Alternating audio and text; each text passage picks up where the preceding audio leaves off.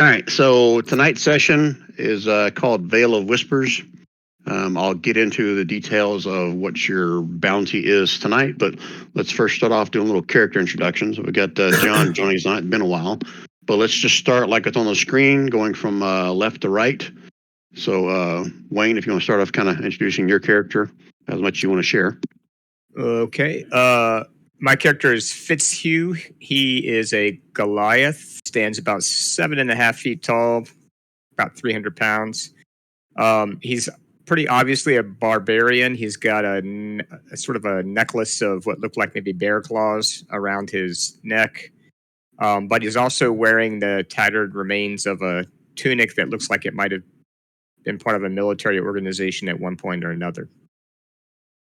And he has a huge great axe as his weapon.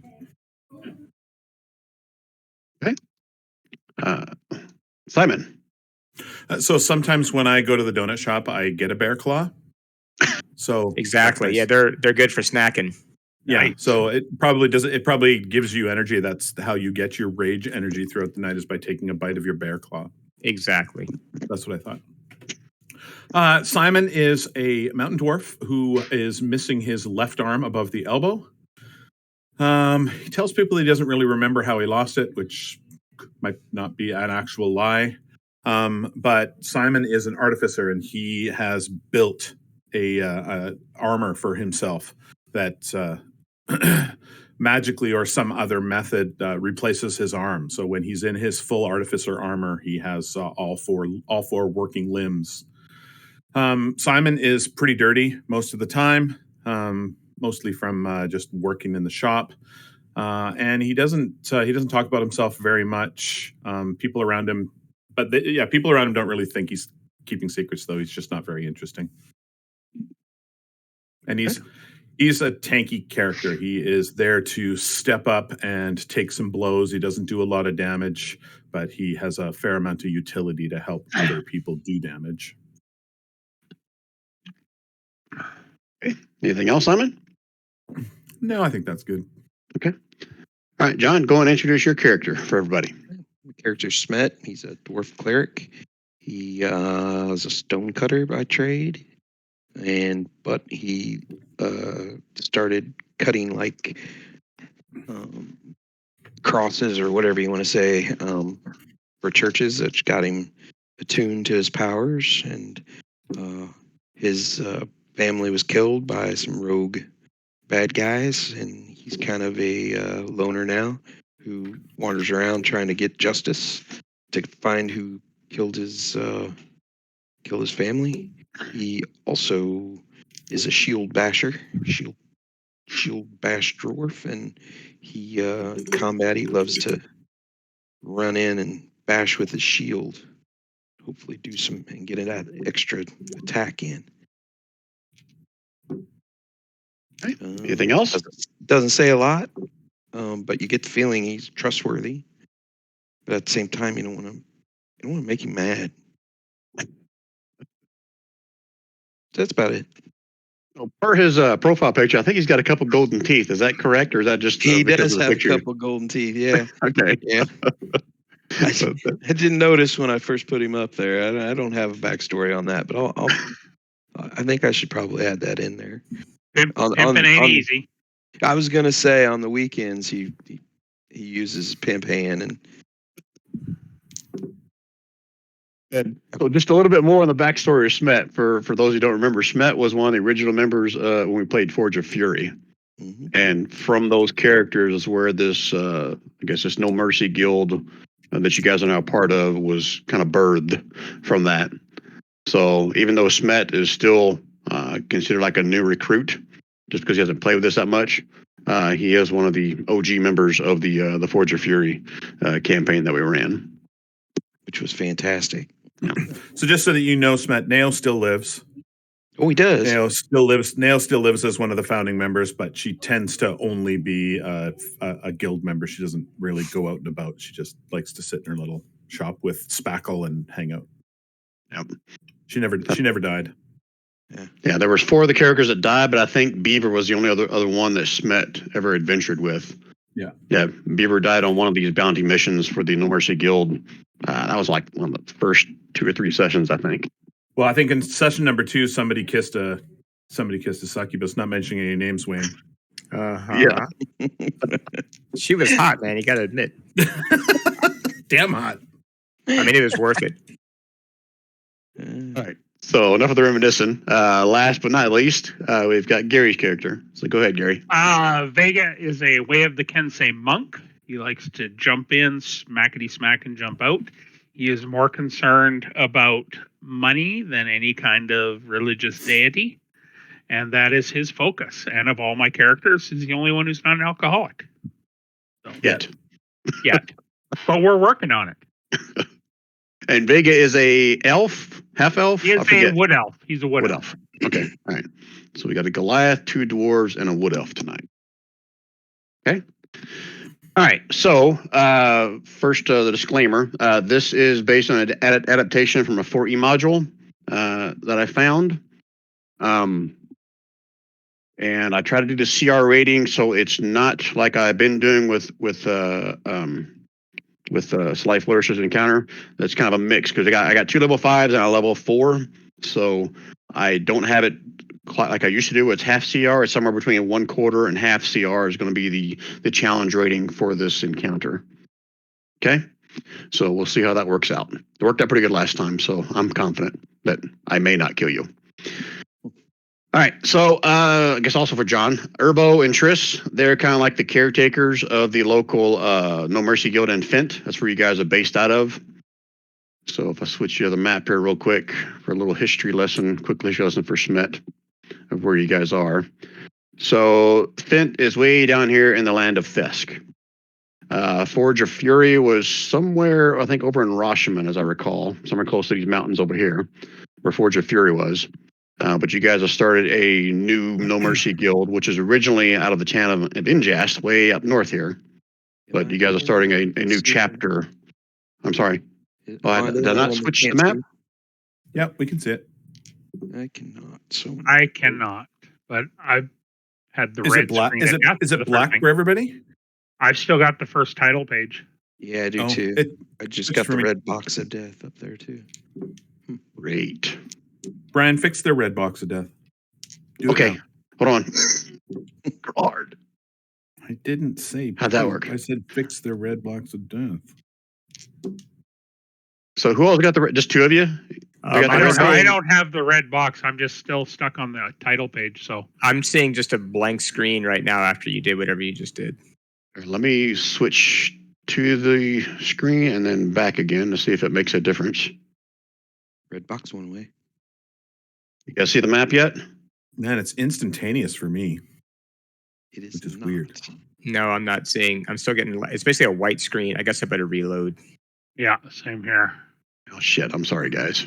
No, it's not you. It's not you at all.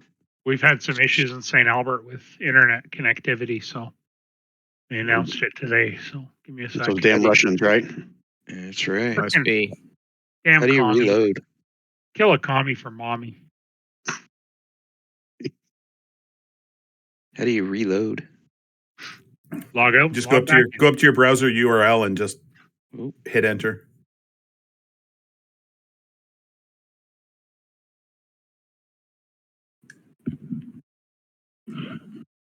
You guys a minute?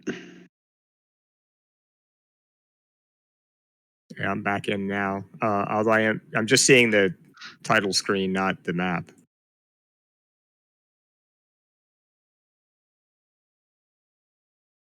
Here, I just switched to Urbo Study. Like lightning for me. What the rest of you guys? You see Urbo Study? I'm still loading. I'm getting a page unresponsive warning again. Son of a bitch. Loading. Mapping dungeons. Reading core rule books.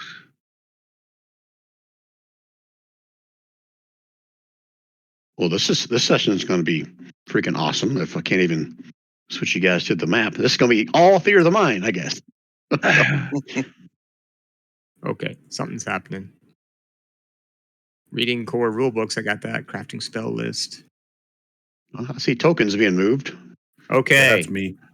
That's just me. Okay. I'm not lagging for a change. Mapping dungeons. I'm on the study, Herbo's study. I'm not seeing my token though. Probably I gotta drag him over, huh? Yeah, Ah, I don't. This is not the screen I was using. I was just trying to change around to see if it made a difference for you guys. it's Gotcha. starting to load. I've got the Cold Lands, Hope and Despair, Boonvale. Wow, for It's some like a- reason today I'm broken. It's like a white circle, 2 dots in the middle. Maybe I need to zoom in. I don't know. White circle. Where in the hell are you guys at? I've got nothing but a bright white screen. Very weird. Zoom out a little bit on your white screen. Oh yeah, no, I did. I'm all the way out. Okay, all right. I'm going to actually reboot the whole computer. It doesn't take long Okay. because that is We- weird. I'm gonna pause the recording for right now. When did you put the social contract up there, Brian? Was it always there? It's probably been maybe a couple weeks. I've been reading Okay. some more stuff online that I never really defined some of that stuff, so I started filling it out. Yeah, I just started reading through it.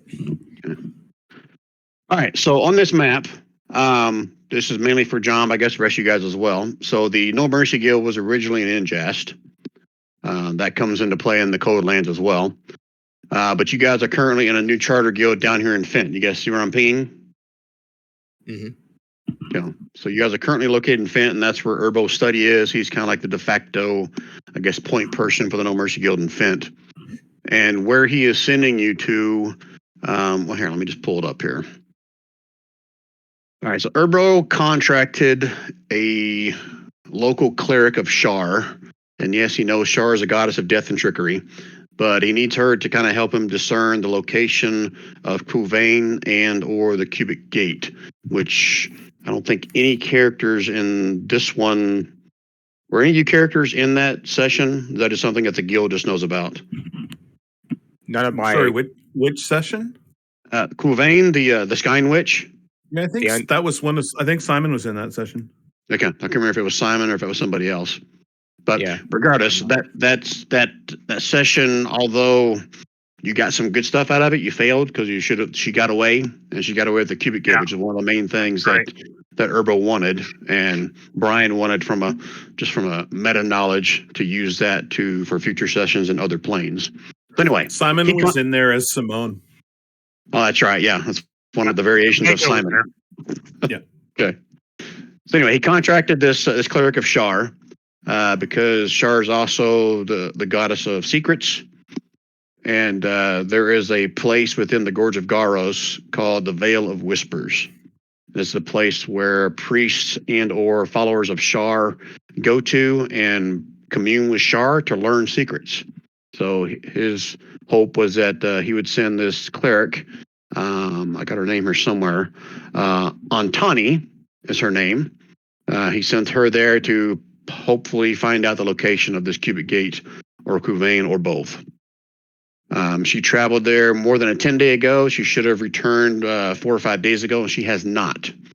So he's growing concern. Despite her religious doctrine, he still feels responsible for her disappearance. He's asked you guys to travel to the Vale of Whispers to find out what you can about her whereabouts. He doesn't want her death on his conscience. More importantly, he doesn't want to be looking over his shoulder for other priests and or assassins of Shar to take revenge for her disappearance. Okay, so he starts to impart a little bit more information to you guys about this shrine and what's going on there. He says that only priests of Shar are allowed to enter the Vale of Whispers. That's per the Church of Shar. He doesn't know if that's just like a doctrine or something physical or what is there, but that's another reason why he contracted her. You hear the priests of Shar travel to learn secrets. Shar knows and hears every secret that crosses the ears of all her followers. So it's a huge network of information. The Vale of Whispers is supposedly guarded by shadows of Shar. Even if destroyed, they reform again in a matter of hours.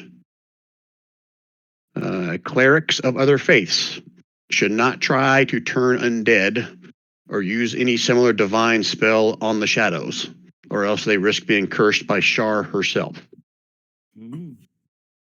Okay. He's talking So- specifically to you, Smet. Yeah, I got that. So- Where's the Vale of Whispers on this map, Brian? Or did you already ping it? I did not. It's in the Gorge of Garros, so now I'm pinging it. It's way the hell over here. Okay. So it's going to be a several-day journey for you guys to get there. Gorge of Garros is it's a well-known, I guess, in-between battlefield between Thay and Rashomon. There's been countless battles within this Gorge of Garros. As a matter of fact, there's a little bit of lore from that from the Codelands, so where there was so much blood spilt there that it spawned these living trees that certain priests have been able to use those to replace missing limbs. Oh, Mhm. Simon. I don't know if Rob was in the campaign at that point when that was discovered, but I just No, now I was- realized no, I that was was not. in that area. So, side note, if you want to make that like a side quest for Simon, I can work out something with that, because that's a thing I made up whenever Jason's character lost his arm in a battle. Okay. That's cool. So again, the Vale of Whispers is in that Gorge of Garros. Urbo will give you a general map. He didn't know the exact location of it because it's supposed to be kept secret. But obviously the cleric that he contracted knew its exact location. There'll be a few towns along there. The ones on the map are just the major towns, but there will be some small villages. Within the Gorge of Garros, all it's going to be in there is like some little farming villages. There won't be any actual towns with any kind of names. So if you need to stop and ask for directions, you can do that as well. Okay, what else? Okay, I think that's all the information that I've got prepared to share. Are there any questions from you guys as a group or anything else with this task? I'll take that as a no. I think I'm good. And like always, the guild will supply like a wagon and a draft horse to pull you guys or stuff or whatever, or you guys can just hoof it on horses or walk or whatever you guys want. But that's kind of immaterial at this point, unless you want all of them to die, or you're worried about all of them dying. All right. So if no questions, we'll get you guys on the move. You guys will make your way up through Sant. You guys make your way through Tamar. Ooh, and make my icon grow giant. Go through 2 stars and make your way along Lake Mosanter into the Gorge of Garros. I could role play stuff with the farming villages, but there's no need to unless you guys are really looking forward to that. They'll give you general directions of where they think the temple is. They'll share with you that there's been very few clerics of Shar or Shar followers in the area recently. If you ask them about the actual Antani, everyone you talk to, no one has seen or heard from her, which is not that uncommon. I mean, the followers of Shar tend to kind of keep to themselves and quiet. If anything, they may like pick a dark corner in a bar somewhere just to kind of listen over and eavesdrop on secrets, because that's what they kind of thrive on. But no one has seen her, but they've all heard of this Vale of Whispers, and they kind of point you in a general direction of a kind of a broody-looking dark forest. And where the forest meets the southern part of the Gorge of Garros and start hitting some of the hills is where the cave is. Okay? So unless there's something else specific you guys want to try to ask the townsfolk, I'm going to move you right to the map of where we go. Ready? I dare you. There's some other stuff to theater of the mind. Okay, so as you arrive in the area near the Vale of Whispers, you guys notice a complete lack of wildlife in the area. No sightings of any animals, large or small. No birds flying in the air. Not even the occasional annoying fly or mosquito. But as you make your way through the forest, you see a clearing off to the side of the hill. You can see a large cave entrance. It's probably about 15 foot in diameter. As you walk closer to the entrance, there's no signs of anybody standing outside. There's no just a cave. There's not a door or anything like that. But you can see there's some carvings on the face of the, I guess, side of the caves on the left and right side of the entrance. read them? Are they You readable? You can certainly step up and read them. You guys want to do that? Yes, please. Okay. To the left cave entrance in common. It says, "Woe to those who do not revere the Lady of Loss. No secret shall be revealed to thee." And below that says, "But those whose minds have been opened to the wonders of well-kept secrets, enter and bathe in the ever-growing tide of the all-knowing. Shar's will shall be done, as sure as the night will fall." And to the right side of the entrance, another, I guess, etching on the wall says, "Blessed Night Singer, witness our adoration. See how we serve you, only you. We have emptied our hearts of falsehoods. We have vanquished your foes. In darkness we see your truth. Embrace us, your loyal warriors. Cloak us in your shadow. Guide us to your victory. Shar's will shall be done, as sure as the night will fall." And from this point, you guys can hear faint sounds coming out from the cave, but nothing quite comprehensible other than occasional voice chanting something over and over again in common. And now I think I can switch you to the map. I did not put dynamic lighting on this, so work with me on that a little bit. You don't technically see everything here, and hopefully this doesn't cause all you guys to get the red screen of death. You may need to zoom out just a little bit. Came right up for me. Awesome. Yeah, it's working well now. Okay. What's the purple token? Where we die. No, that's something Okay. I was playing around. That doesn't even need to be there. Thank you for pointing that out. I'll get rid of it. It's where we die. Remember that spot, Gary? That's where we die. Technically, that token was the symbol for Shar, and there'll be symbols of that on the walls here where you guys read those things. It's basically a dark, I guess, circle or a dark sphere with a purple ring around it. That is the symbol for Shar. Can you drag Wayne's character back? Can you delete him and drag him back onto the screen because we're using his old icon? It's the same for Simon too. I don't see his green bar Yeah. anymore. And Vega looks like he has no health. Yeah, I'm down to 2.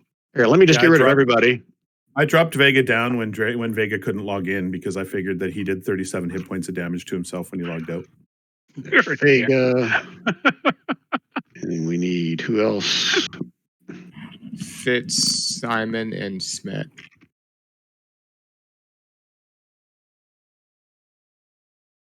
Be lucky I didn't change the values on your to hit. There's Fitz. There's Spet. There we go. Everybody see everybody? Yep. Okay. And assuming you guys are looking through the entrance here, I'll go ahead and describe what you guys see, and you can see on the map here. Looking in through the entrance, you guys can see a cavern about 60 feet in diameter.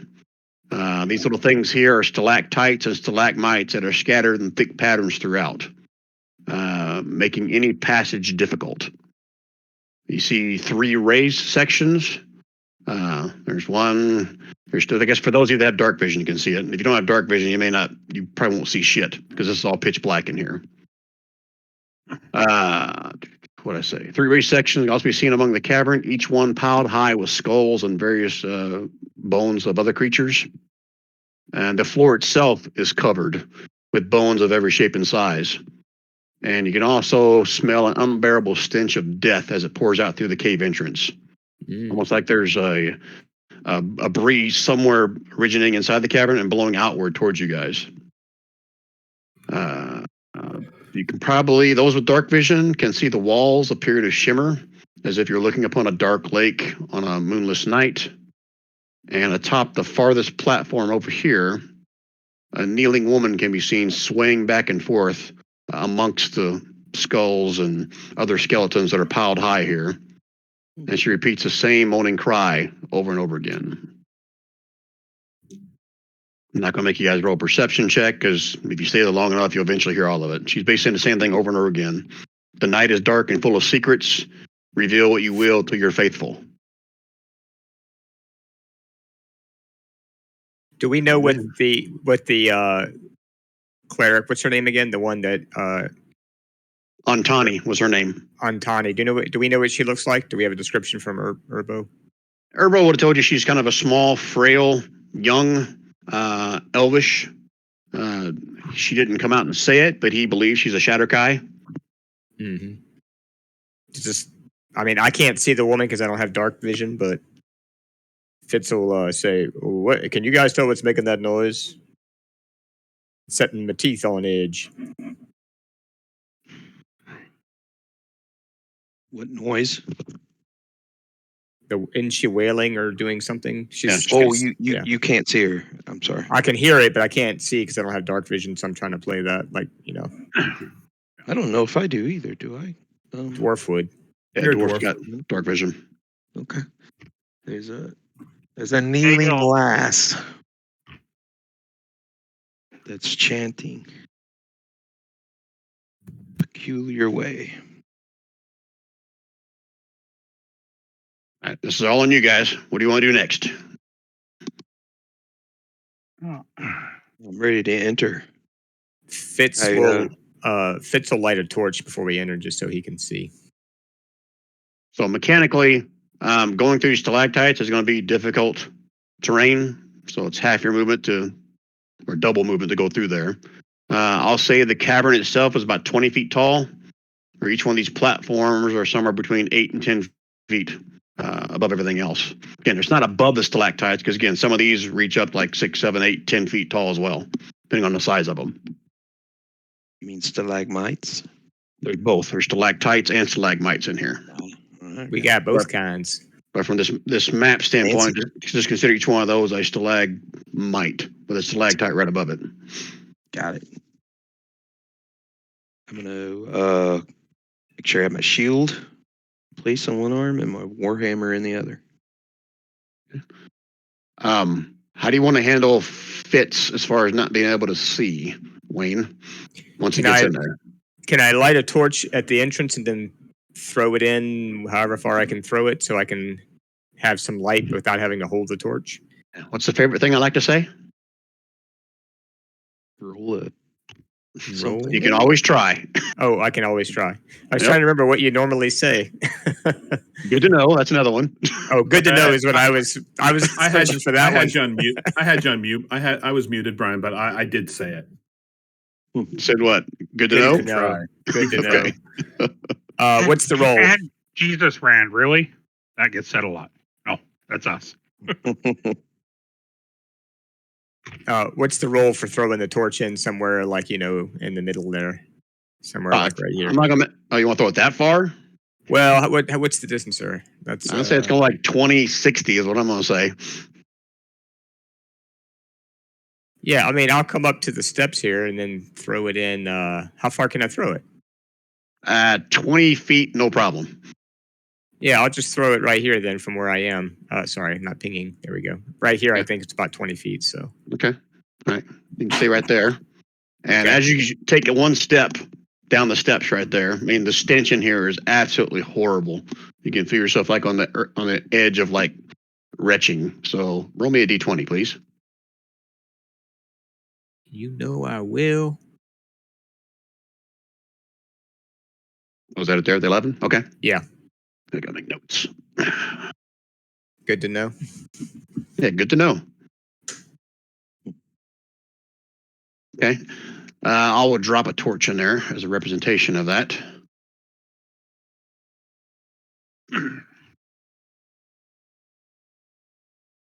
And actually, where's my torches? Did I get rid of them? Oh, there they are. Blunk. As you toss the torch in there, in between the stalagmites, it clunks to the floor on top of a bunch of bones. And roll me a perception roll, Fitz.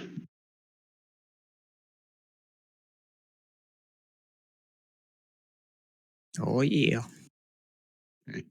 So when you guys are first approached the cavern, remember I told you that you could hear like these all kinds of like whispers, but nothing concernable. That is not just the lady that's up here on this thing kind of wailing. And the whispers start getting louder, but they're still incomprehensible. And you can see like there's a wind picking up around this torch, like it's about to go out. Mm-hmm. What the rest of you guys doing? So with the stalactites and stalagmites, work with this so I can obscure myself behind them. Hiding when you're only lightly obscured by. Yeah, I mean, these stalagmites, stalactites will probably give you a pretty good cover, even if it wasn't lightly obscured. It's dark in here. So I'd like to use a bonus action for this, for DC 15 Dexterity Acrobats. And so I don't have to have difficult terrain, and I want to move in and go around to the backside of this if I can. Okay. Move your whatever your normal movement is. Right. Yeah, you have to roll for the acrobat though, right? Yeah. And Brian, when he's done doing what he's doing, there's something I want to do. Yeah, he as well. All right, go ahead and move whatever your normal movement is from that spot, Vega. Holy shit! I'm gonna try it. You're a monk. 55. All right, same thing. Once you step into that stench, gets horrible. Roll me a d20.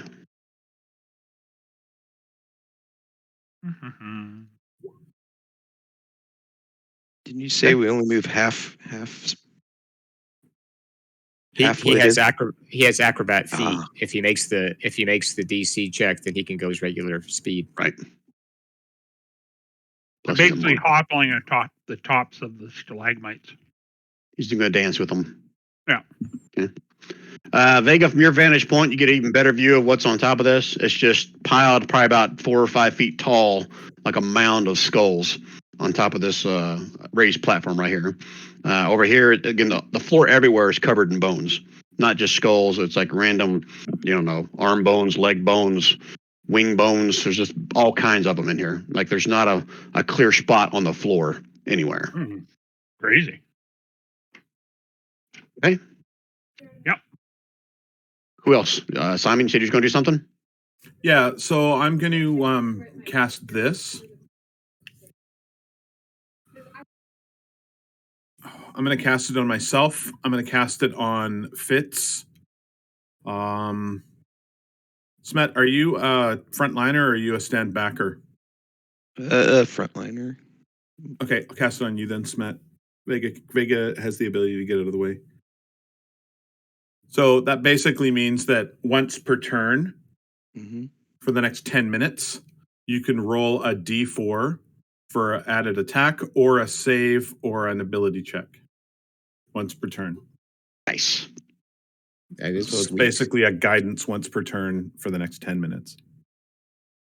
Sweet. Not you, Gary. I know. I can only do it on 3 people, unfortunately, but when I get higher level, I can do it on more. That's okay. I don't plan on getting hit. Yeah, I figured. So I'm going to give myself the little heart icon to show that I've got that emboldening bond. Good idea. And that's not a concentration, that's just casted. That's not even a concentration spell. That's pretty. No. That's a pretty good. Really? buff. That's why I took Peace Cleric for that ability. Yeah, that's sweet.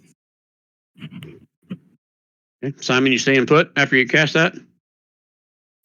I'll come up to the edge of the door here. Right there, about at the bottom of the stairs. Or top. The stairs go down or up, Brian? Stairs go down. Down. Okay. Okay, at the top of the stairs. Okay. All right. Smet, what are you doing? Yes, Go ahead and go as far as I can. I think it's... And I'm going to cast to help. Hold on, before you cast anything, run me a d20.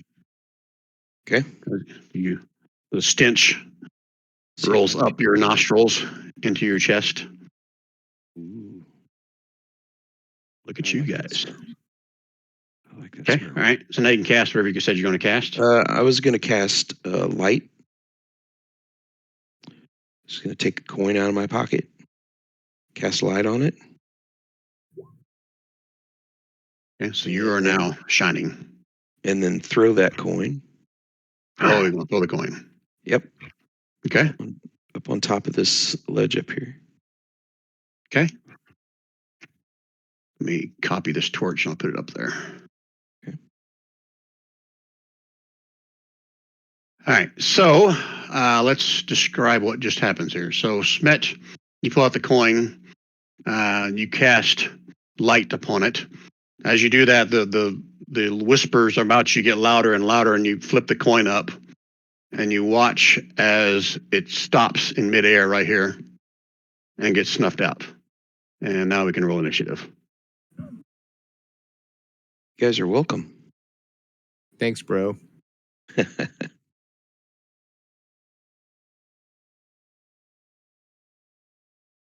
And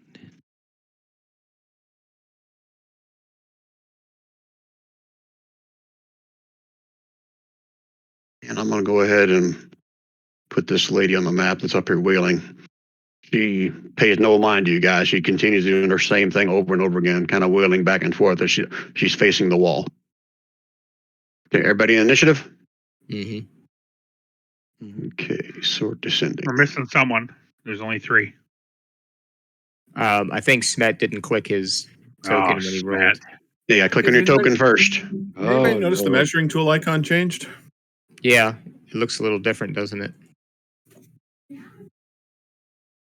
Can you see that now? It still behaves the same way, but the menu changed. Yeah. All right, that worked out well, Smet. I don't have to change my turn order. All right. What'd you roll the first time? A 10. Ah, okay. All right, that's how we learn. Got to click on your token, right? Hey, does that Sentinel Shield, doesn't it give me proficiency with, or doesn't it give me like Advantage, I think, something? on initiative checks. I don't know. You have to read. I can't find it. Can't find where we wrote it. I don't. Okay. Yeah, because it's All right, not so- in the it's not in the compendium. Yeah, right. All right, You so have Fitz, I think you have advantage on initiative rolls and perception checks, is what I'm seeing. Okay, all thanks. right, change you to a 10. Alrighty. Okay, and then I got to move you. Oh, son of a bitch. I just deleted you. Do it again. I'll change it to 10. Do what again? Roll initiative again. Yeah, because I accidentally deleted you off the turn order. Click your token first, though. There we go. Yeah, 16 this time. Woo. Sorry. It's, okay. It's still 10. I'll take it. All right, so here we go. Top of the round. Give me a quick perception roll, Smet, since you're the one that did the light and it went away, to see if you see anything. Okay. And you get advantage on that. Click my advantage button up there at the top. And do I have to click my token again? Not for that.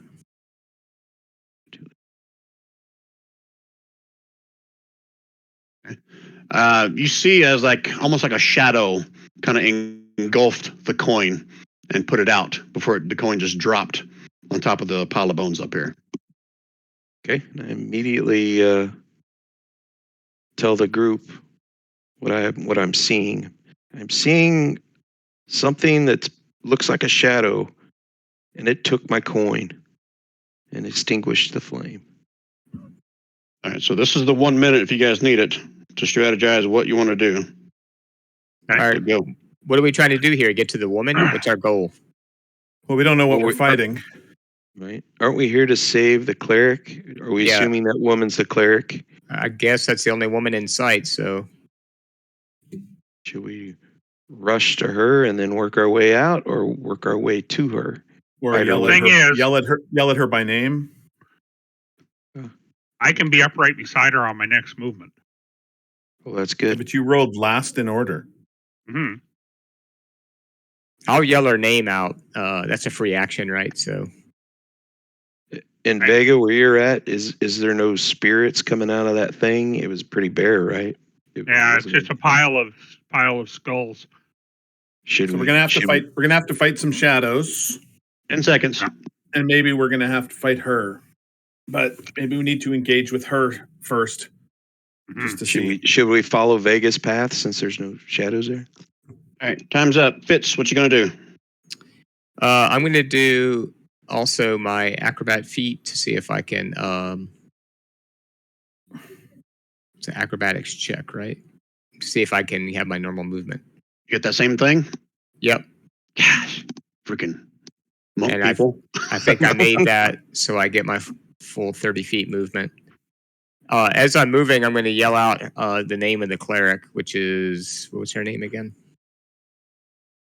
Antani. Antani. Is that you?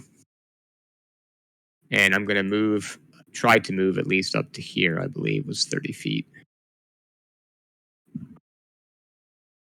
And I'm going to ready an action. So that was a bonus action, right? Yeah. I'm going to ready an action. If I'm attacked, I'm going to attack with my great axe. Give me a quick perception check with disadvantage. Okay. 9. Okay, good to know. All right, Simon. All right. So Simon is going to use his bonus action to cast Shield of Faith on himself, which is going to up his armor class by a touch. Simon is going to 5, 10, 15, move his little space up. Simon is going to ready his action if a shadow comes anywhere near him based on Smet's description. Within melee range, Simon is going to punch it with his puncher. Hey, punch it with a puncher. Okay. Next up is not Smet.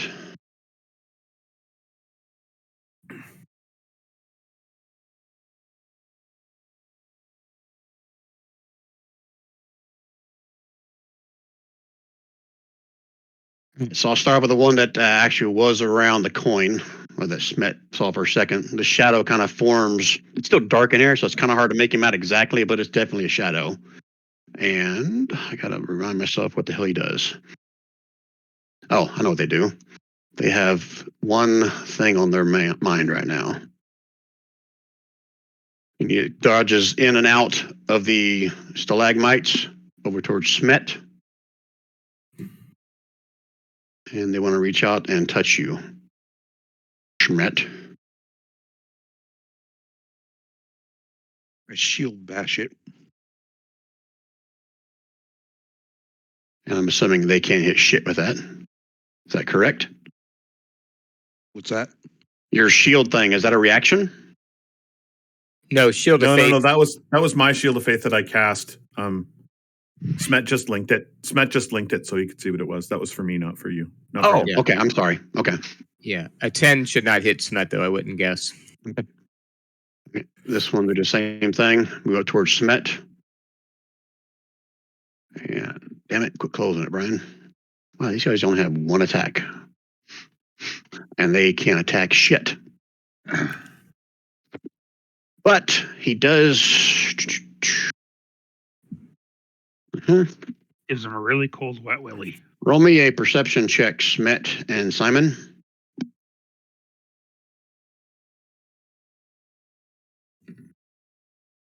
It's just a 14. This one here disappears.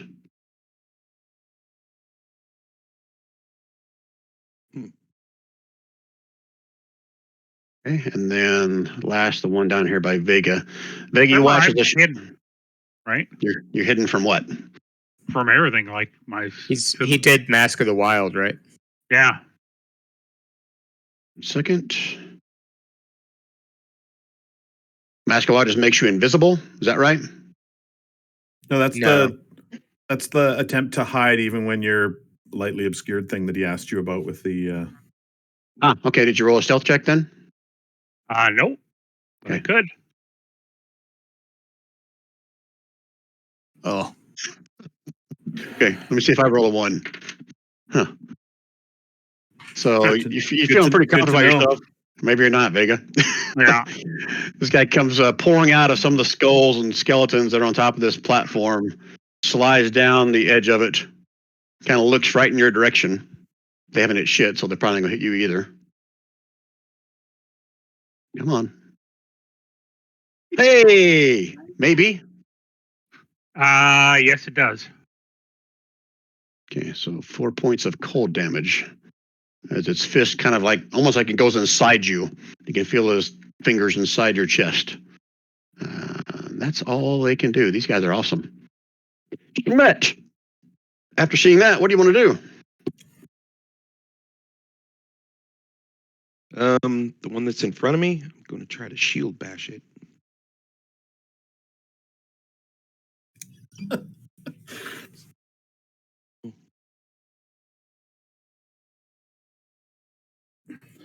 Shield bash. See it.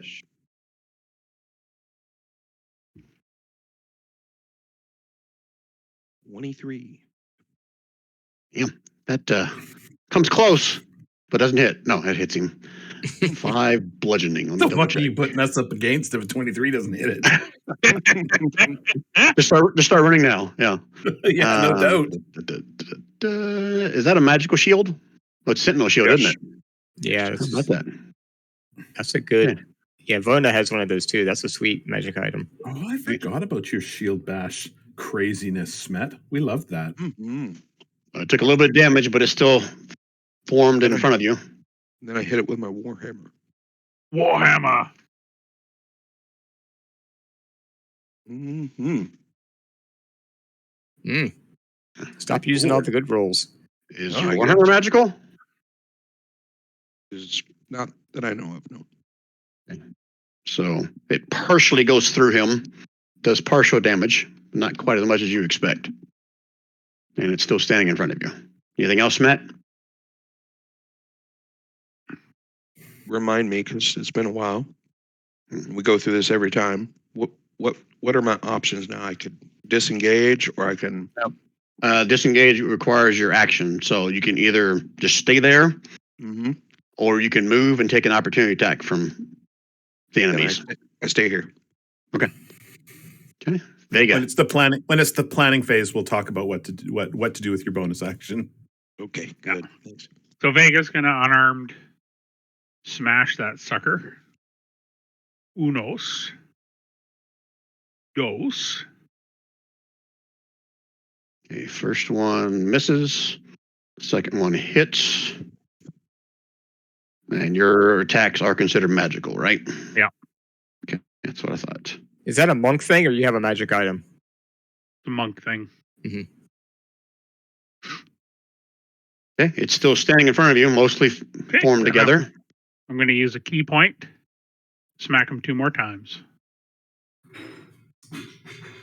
That one hits, and that one does not. And your second strike smashes it, and the shadow just kind of disappears. Awesome. And then I'm gonna go 5, 10, 15. How tall is this riser? 8 to 10 feet. I think that's as far as I'll go. Oh, no, that's a good spot right there. Do you have to re-roll your acrobatics thingy, Gary? He didn't I need it, only didn't even use half my movement. Didn't even use a third. So but yeah, you do have to roll it every turn. yeah. Oh, there's another one. Look at this shit. Hey man, no, Nice. he was hidden from you. Like a 16. It probably still doesn't hit, does it? Nope. Okay. There's only 1 cold damage anyway.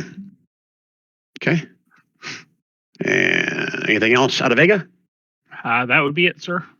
Okay, so don't let me forget top of the round. I got to add a turn order in there for that. But before Fitz goes, I've got some other stuff that's going to show up. Oh. Okay, where are they at? Fitz, you can see over here. Bones rise up. Not bones. This is another shadow, but a different shape. It's like it has more of a form. The other ones are truly like just barely there. This one has more of a solid form, but it's still like a shadow. Okay.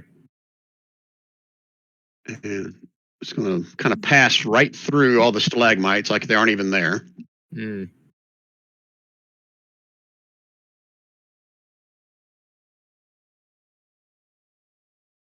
And wow, these guys only get. Oh yeah, I forgot about that thing. Yeah, he's going to do that first. So before it gets to you, it lets out a chilling moan. I need everybody in this room make me a wisdom saving throw.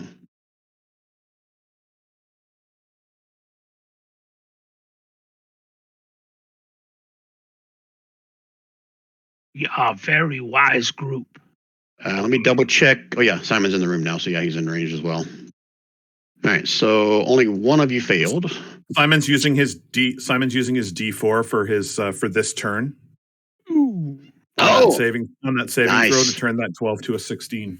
Okay. Turn that frown upside down. Mm-hmm. All right.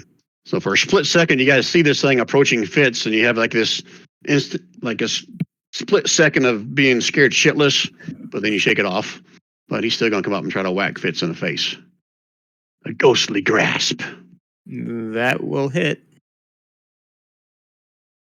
And Okay. 6 necrotic. That is correct. And you know what? The other one's going to show up as well. Why not? Let's bring out everybody in the party. Roar. Down to Fitz as well. Oh, before it does it, it stands right here. It's going to scream again. Everyone give me another wisdom save.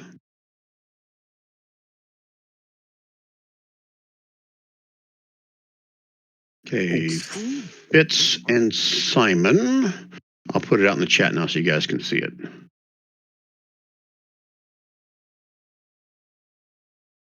Oh, the damage didn't roll, so I got to roll it manually.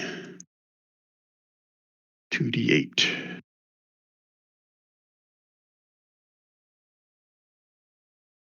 And you two are frightened until the end of the Phantom's next turn. To avoid being, I guess, paralyzed, since I failed by more than 5, I'm going to roll the d4 that I also have from Rob's spell. Whew, shit, okay. I missed that part. Oh, so that Okay. means Simon's paralyzed as well? Wow, I missed that. Okay, so Simon's paralyzed, and Fitz, you're just frightened, right? Yes, I made, with the extra 4, I made it to 10, so I'm okay. Okay. Well, for the paralyzed part. Okay. All right, and then it's going to step down. And when you're frightened, that doesn't do anything with attacks, right? I was just going to look up frightened condition. I have disadvantage on ability checks and attack rolls while the source of fear is within the line of sight. Yeah, that's this guy right in your face right now. Yeah. So he's going to try to get a hold of you. If 18 hits, take 11 necrotic. And I should have raged. Oh well. All right, Fitz, before you go, but wait, there's more.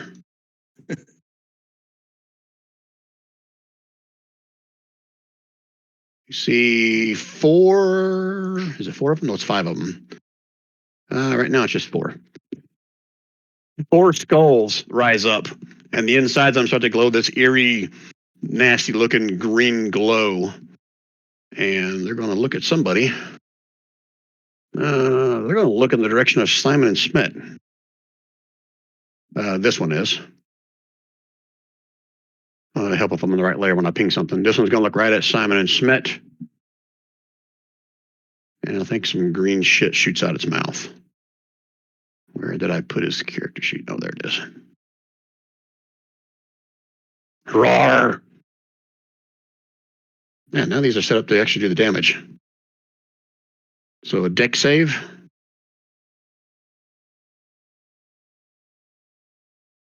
To who? Paralyzed, he automatically fails deck saves. Or Simon and Schmidt. Let me double check. Oh, yeah, that measuring tool is different, isn't it? All right, so it's snapping to the wrong freaking spot, but it hovers, so you'll probably need to move 5 more feet to get both you guys. It'll do that. So deck save for Simon Smell. You said Simon automatically fail. You don't automatically fail that when you're frightened, do you? Paralyzed. Oh, that's right. You're paralyzed. I forgot about that. All right, so 2d6. 2d6 damage. 4 points. And then I'll use my additional D4 for this turn.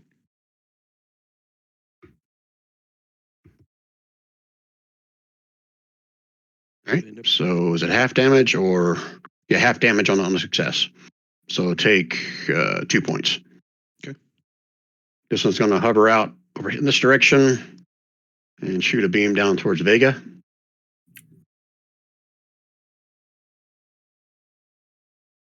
So deck save for Vega. Holy frick! So it's only 6 points of fire damage. This one here is just going to shoot towards Fitz. Deck save. For Fitz, Straight dex. yes. Dex save. So I would have disadvantage, but since I have danger sense as a barbarian, I think that just cancels out and it's a regular. Yeah, danger Right. sense affects your dexterity saving throws, and yeah, I'm fine with that. Okay. So regular roll. Oh, Jesus Christ. Yep. Okay, so that was 11 points. Oh man, I should have raged. And lastly, this one is going to hover over here and just shoot at Smet, because they don't like you, Smet. Have you figured that out yet? Dex save for Light Schmet. point, great. All right.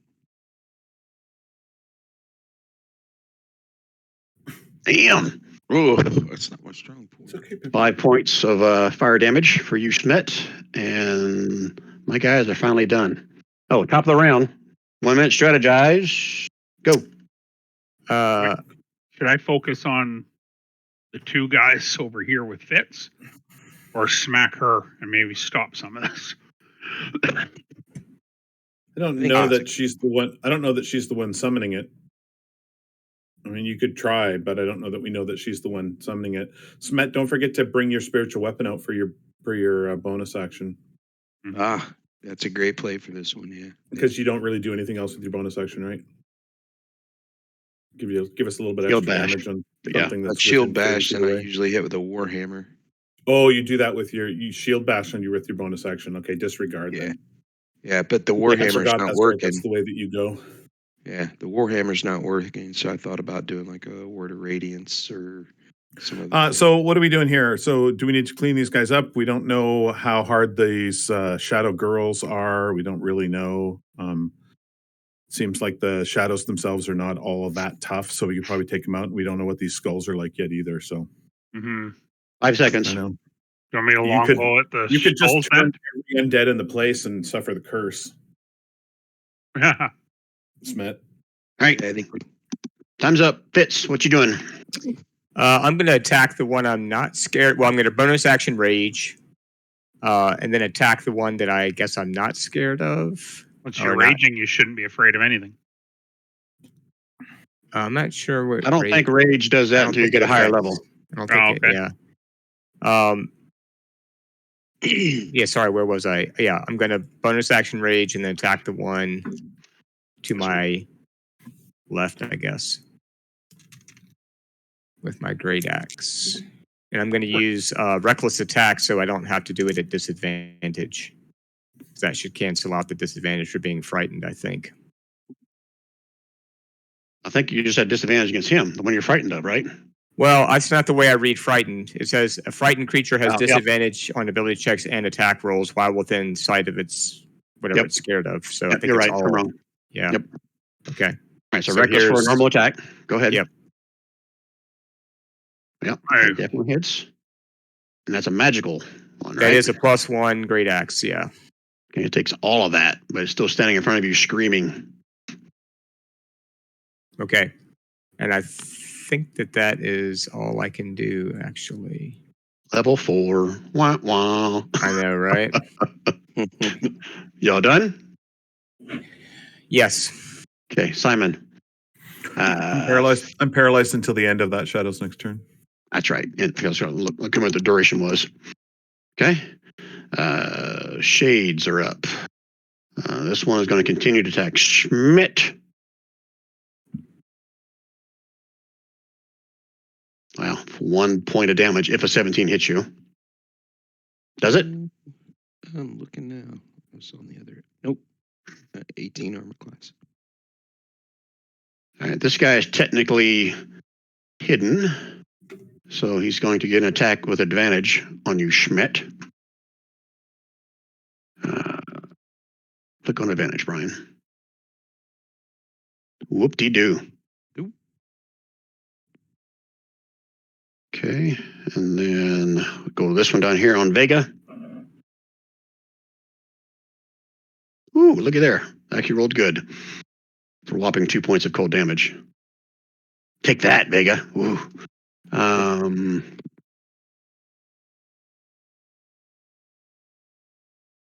This is round 2. So I'll go and make both these things visible.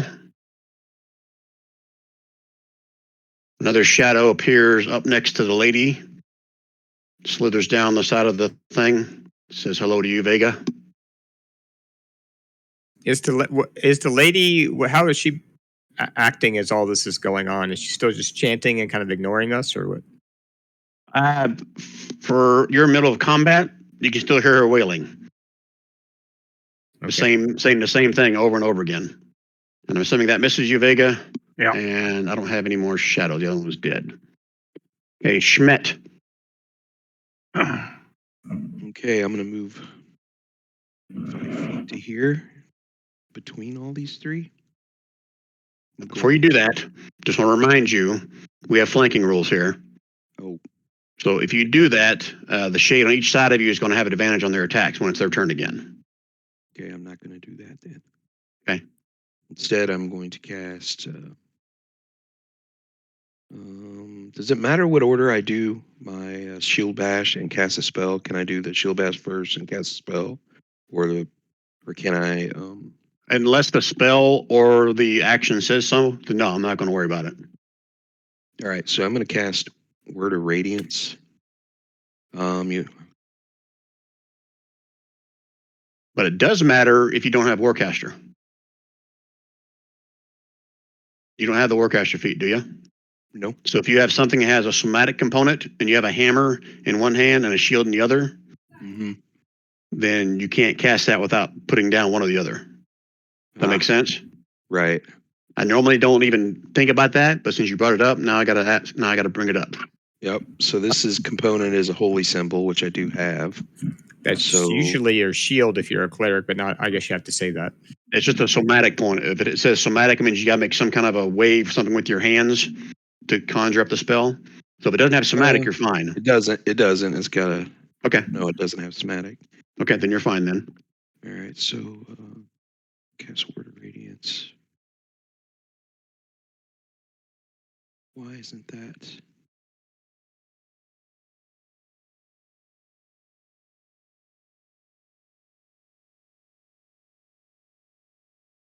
I must be doing something wrong, Brian. I'm clicking on Word of Radiance, but it's not. Clicking on it. It must just not be set up for you properly for you to click on it the way that you're clicking on it. You click on it in the spell, Mm-hmm. and it'll bring the whole spell thing up. Oh, hold on a minute. I cut and pasted it for you. All right, stop, Schmidt. I'm in your character sheet. Okay. This is sometimes what happens when Roll20 does an update. I got to go back and switch something from your birthday.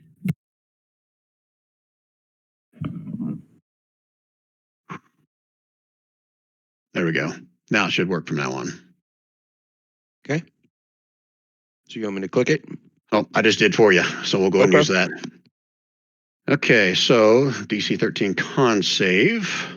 And is it a radius? Is it you pick one thing? No, you get to pick as many creatures that are within 5 feet range. So Nice. the two shadows right there. Okay, so we'll have to make a con save.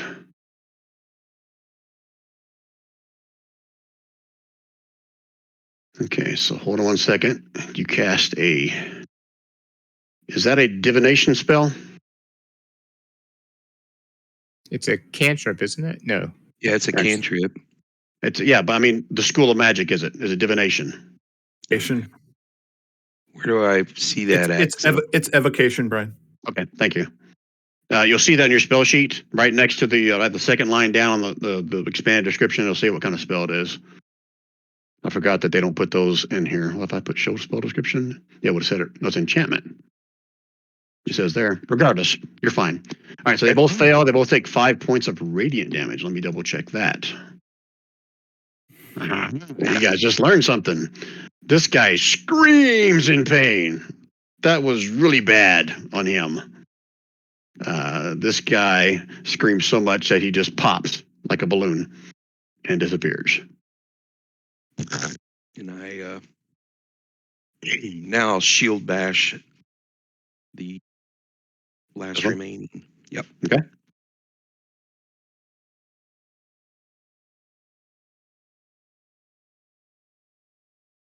Go ahead and click on it. Ooh, you missed badly. Mm-hmm. but I do Okay. yell out. And I yell out to the group, "Hey, they don't like radiant my radiance of my light." That's fine. You gonna stay put? Yes. Okay. Vega. Vega is going to take 2 smacks on that one. Okay. Oh, Holy shit. oh my Right. lord! Is that all set up correct? Yep, I see your crits right. So it's 14.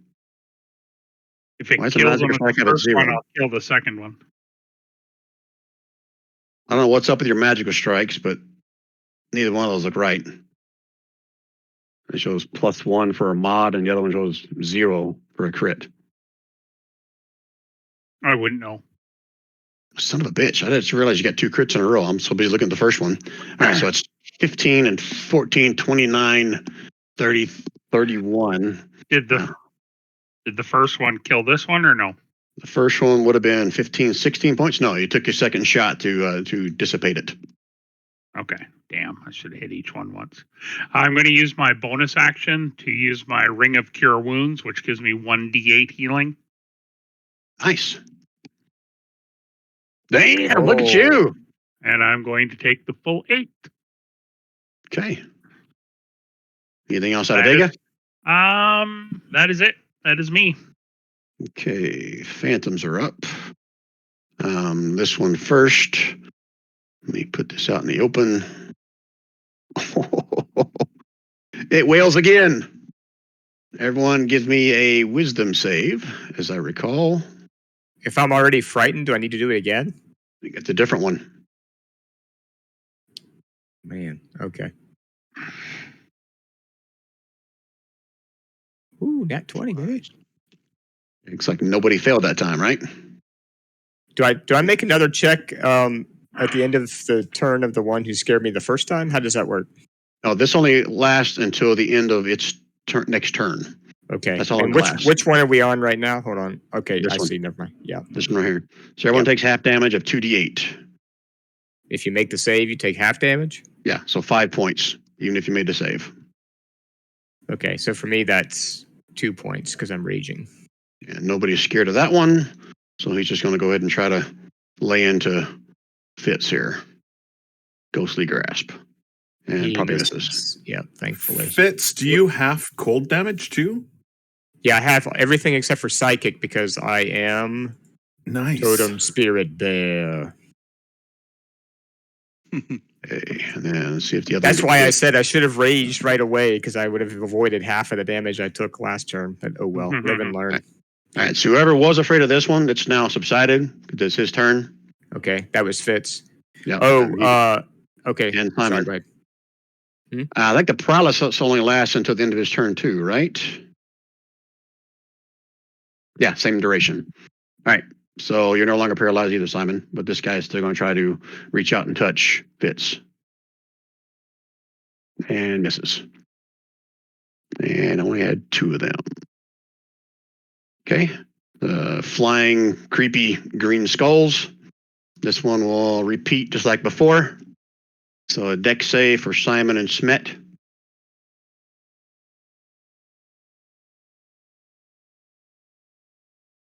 Oh, sorry, that's not true. He's got to roll a 6 to get it back. Okay, never mind. Retcon that. I forgot he has to recharge that. So he's going to walk up or fly up towards Simon and try to just munch on him. I'm pretty sure that probably misses. Well, yeah, that probably misses. Probably broke some teeth. Okay, let's see if this guy can recharge. Hey, he does. Look So at guess what's coming your way, Schmidt?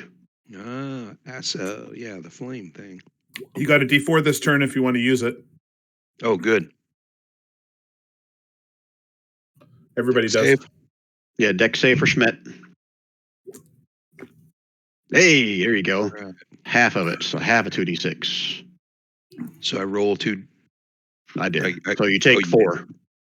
All right. Okay. And he's going to back up just about 5 feet. This one's going to stay right where he is, and they're all going for you, Schmidt. They don't like you at all. Of it. Oh, I got to roll a d6.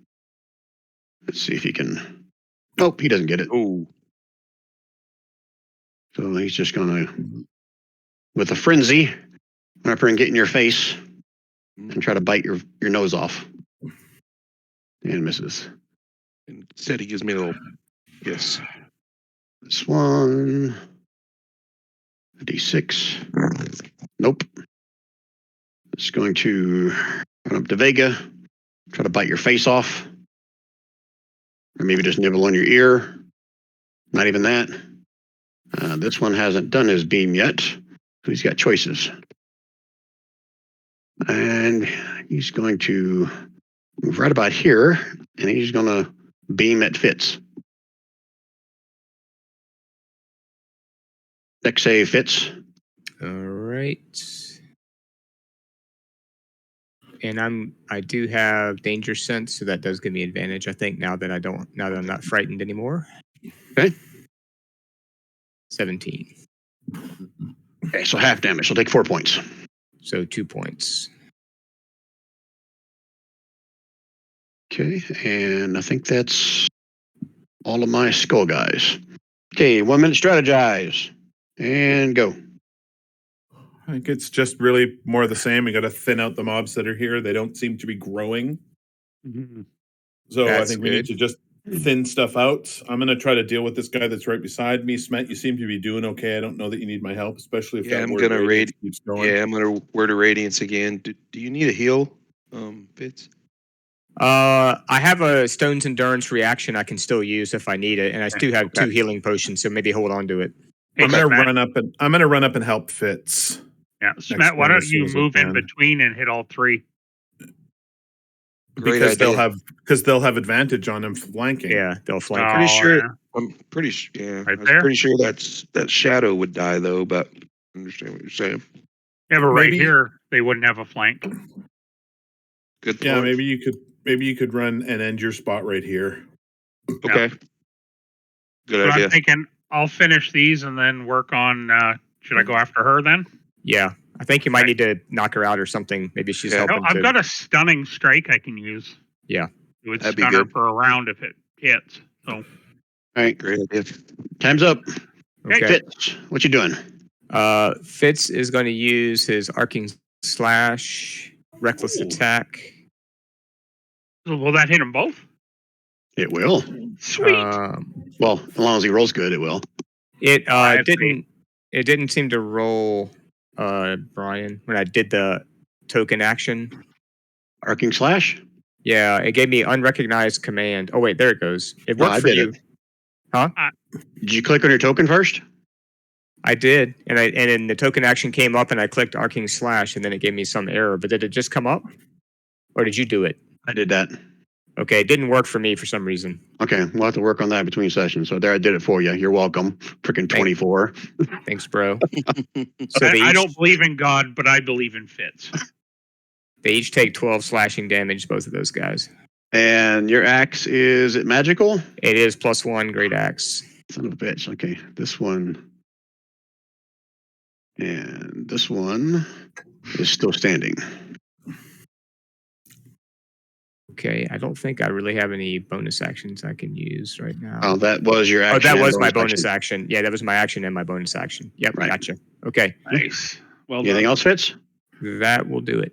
Okay, so John, that's one of those weapon option things that I've added to this Monster Hunter session thing. Hey, Brian, let me try it real quick before you move on, just to see if it'll work or not. Yeah, I'm still getting an error message when I try to do it. Do me a favor, copy what that error message is and put it in Discord for me, and I'll look at it, see if I can figure what's going on. Okay. Okay? All right, Simon. All right. So I'm going to punch the one that's right beside me. Kapow. Oh, thunder! Thunder! A chunk of the skull was flying. You can see like the glowing little light inside of the skull, but it's still floating there. And All right. and the jaw mouths. Fuck you. I only have one. I've only have one attack at this point still. And then I'm going to use my bonus action to give myself 4 temporary hit points. Nice. Hey, Brian. Yeah? I forgot to add my rage damage to that last attack. Would 2 more points made of any difference to the one who's still up? No, he'd still be up. Okay. I'll take 2 more out of him. Thank you. Sorry Okay. about that. Forgot to Right. check the box. Right. Is that it for Simon? Yep. Okay. Oh crap! I put the shade guy on the GM. Larry Knight doesn't show up in you guys, so. You know, Brian, before you do Shade Guy, I'm going to risk the opportunity attack. Okay. And I'm going to run up beside this one. Okay. Opportunity attack from the almost gone laughing skull. Yep. Nang, nang, nang, nang, nang, nang. Not even close. Yeah, I didn't think so. Okay. All right. Now the shades are up. So we'll start at the top. Click on the right layer, Brian. This one up here by Schmidt. Get on the other side of you so it can get advantage. Whisper something in your ear about Shar shall feast on your soul. And Smet says, hey, if I had one. I didn't even have advantage on. Mm. Look at that whopping 7 points of cold damage from a. No, that's not right. It should be 9. 9 points of cold damage. Okay, and then the other shade that's still alive is. So we got 2 other ones. This one here, Vega. I'll do the one you can see first. Actually, it's going to be smart like its other fella. See if he can get advantage. Of course not. Look at that awesome. And then the one you guys didn't see that shows up in round 3.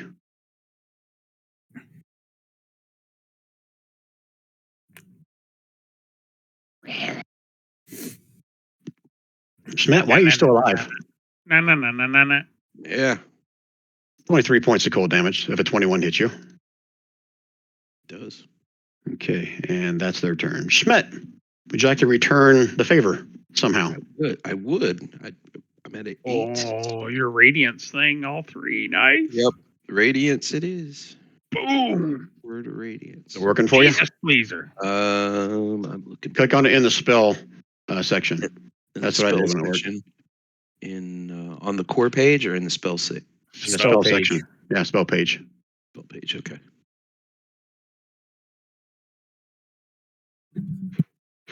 Okay, X. Let's do the shades first. It's a con save. Oh, con save. Sorry. Let me re-roll that. Wow. Those shouldn't be advantage, but it's 8 and a 3. They both fail. So they both take 4 points of radiant damage. That one's still standing. And this one's still standing. Or floating, I should say. Okay, and then the skull. Con save. God dang. They're not too healthy. Let me double check it. Radiant. Oh, Radiant's a normal thing on them. They got vitamin D deficiency from living in the dark.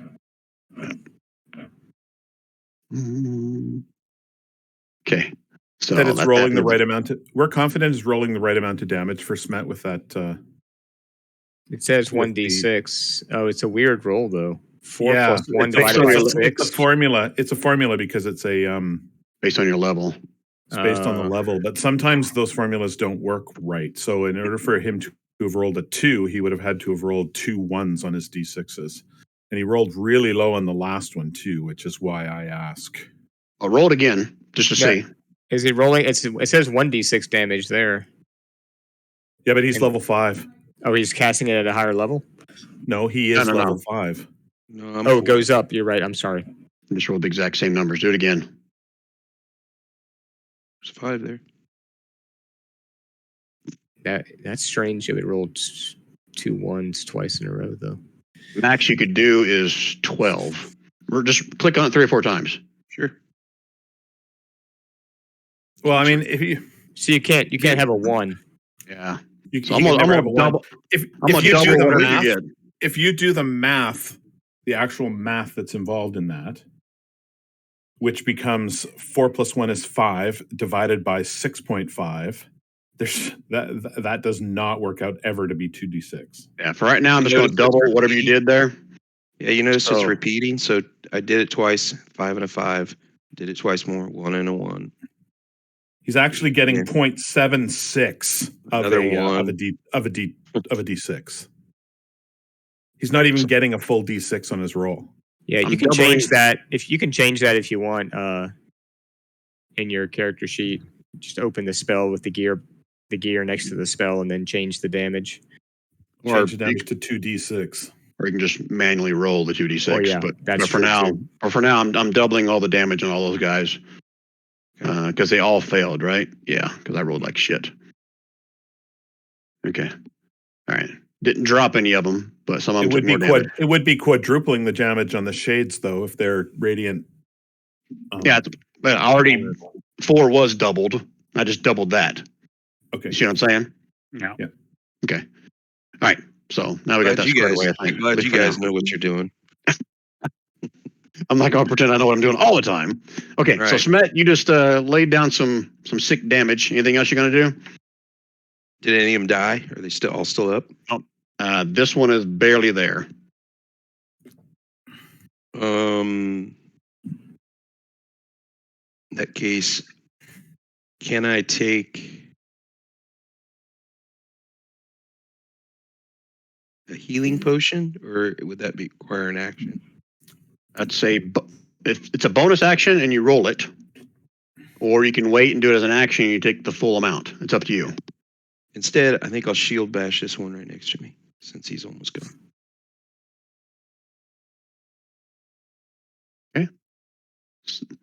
And he dissipates. I'm not going to take him off the screen this time because I made my shit disappear a while ago. Okay.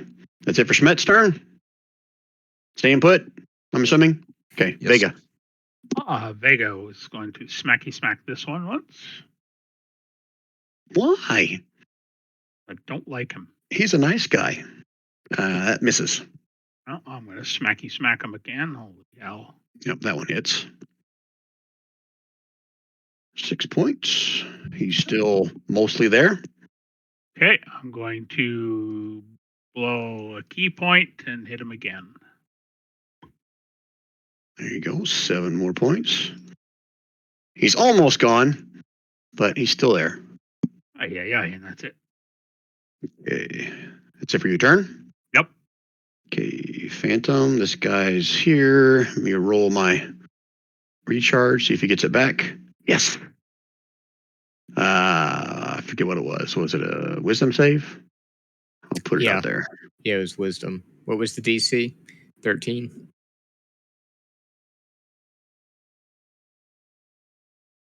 Wow, look at that damage.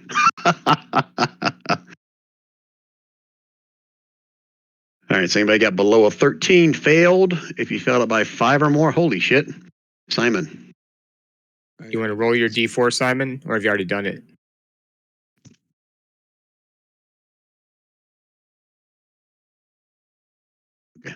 All right, so just frightened. All right, so Simon and Schmidt are frightened. Smet Until could the roll end. his D4 too if he hadn't already. That Yep. might give him enough to beat it. That is true. I'll roll my d4. There you go. Okay. Okay. All right, so you're not frightened. So Simon's the only one that's frightened right now of this guy. And he is going to. Ooh, he's got choices now. It is going to be at Simon. Phantom is going to be laughing at Simon and try to grab him. I don't know if a 21 hits, Simon. No. Your Simon, AC is 21 like does not hit 28. Simon. 24, actually. 24. Okay, yeah. I was close. That's insane. Okay. That's it. The other one's dead. Skull Lantern guys. This one right next to Smet. We'll start with that one. Oh, let's re-roll. See if he gets his thing back. Nope. So he's just going to bite. Chomp, chomp. Oh, damn. That didn't roll with advantage. It should have been, but I'll go ahead and take that. 23 to 6. Let's see if this guy gets his thing back. Yeah. No. He's going to shoot Smet. Okay. Lay it on me. Excuse me. So it's a deck save. Oh, So it goes 6 points of fire. This one is next. I'm gonna go up here. Gonna roll a d6. Down to 2. Nope. Okay, I'm gonna swap him and this guy around just for ease of sake, and he's gonna try to chomp on you, Smet. Jeez. That hits. Okay, and now back Are down to you still here. up, Dude, I Smet? thought you could handle No, it. no, I I'm didn't realize down. there was going to be so many guys there. I am at -2. Smet's Yeah. Give down. your stone's endurance. No, that's me. Oh, shitty. Oh, Smet down? Yeah. I'm down. Okay, I'm gonna take your token and just rotate it if I can to represent you falling prone. All right, this guy's next. Let me see if he recharges. Nope. Brian, did this one here hit him? He did. Bit him. You bit him, yeah. hit him. He's at disadvantage because I hit him last turn. Ah, okay. I forgot about that thing. Okay, let me roll one more time then. So hold, please. Boom. Okay, Oh. so get 4 points back Take it. That gives me a 2. and stand back up. You know how to rotate your token like that? Do I click on my token? Click on it, and then they're off to the right. There's gonna be like a little blue dot. You grab that, and you can rotate him up. I got it. I'm up. All right. So this guy did not recharge, so he's got choices. Where's he going? Yep. Right up here. Try to chomp on Fitz. That misses. Okay. And oh yeah, this one I almost forgot about him. On Vega. Oh, let's see if he recharges. Nope. So bite. Advantage because you're flanked. Look at that awesome roll. And that's their turn. 1 minute to strategize. Ready, go. Just keep. Doing Simon, what you we're should, doing. yeah, Simon should help Smet, I think, yeah. Maybe. I can run down there and try. I was going to, instead of hitting these two, longbowing this one if he's still up to stop that shriel. Is that a good idea, or just keep hammering? Yeah, on these I'd guys? like them to be dead. I don't like Yeah. being paralyzed. Yeah. Okay, so my next move will be if this one's still up, I'll longbow it. Okay, I'm gonna try Arcing Slash again. See if I And then can. if get I have those to two. bonus action hit one of these guys and disengage, I will. 15 seconds. And then Cool. one of us needs to get up where the woman is, I guess. Probably Yeah. Vega makes the most sense. Okay. You guys want me to try the stunning blow on her, or do you want me to kill her? Yeah. Or try to? Stun her until we figure out what's going Well, on. with punch her. the fuck out of her and then Yeah. Right. Time's up. Fitz, what you doing?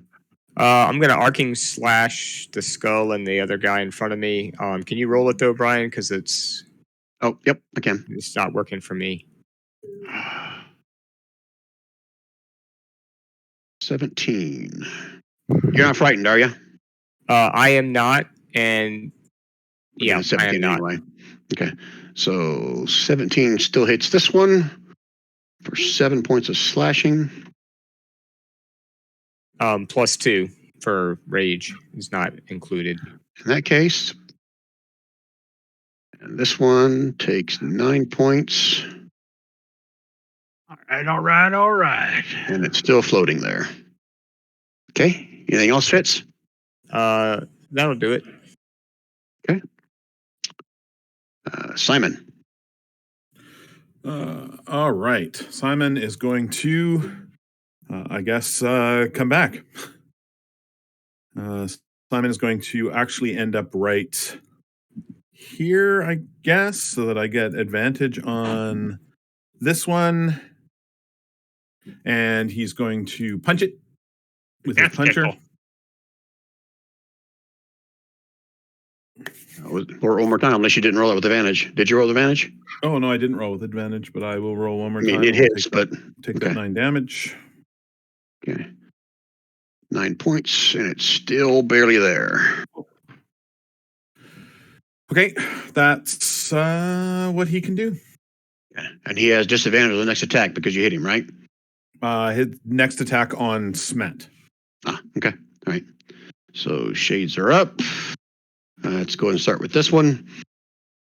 Yep, his focus is still on Smet. He doesn't care. You just hit him. They hate Smet. I'm assuming that misses. Oh, got to roll one more time because he has advantage. No, he has Nope, he has disadvantage disadvantage. because of me. So Okay, one so regular attack. So one regular attack then. So 12. That misses.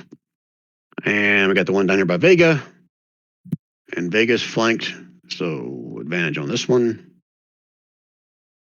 I imagine 16 probably still misses. And that's his turn. Shemet, you're alive still. But Heal surrounded. yourself. Heal thyself. Heal thyself. I will. So I'm going to heal myself with C. If you use an action, you get the full amount from a potion. If that's what you're doing. Well, I was going to do as a spell.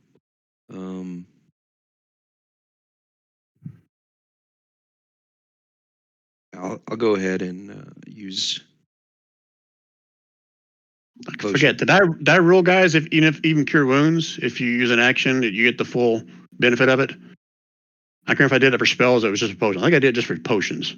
Yeah, I think just potion because spells have their own action economy, right? So right. Okay. All right. So if you're going to cast cure wounds yourself, go ahead and do it. Yep. Cure wounds. Yep. Level. Second level or higher increases 1d8 for each slot above the first. I'm going to cast it as a third level. Are you keeping track of your mana points as you're doing this? I forgot to, but I'll go back and do it. I should have it. Okay. you only did it as a second level. You did that's the first level actually. It's only roll 1d8 plus 3. Oh, really? A little box No, came the up. one above that, the 5. Oh, Yeah. that's the extra cast. Okay, Yeah. so 16 total. Gotcha. Okay. But that's still only a second level cast, isn't it? Let's get that funky math in there again. It shows 1 times 2.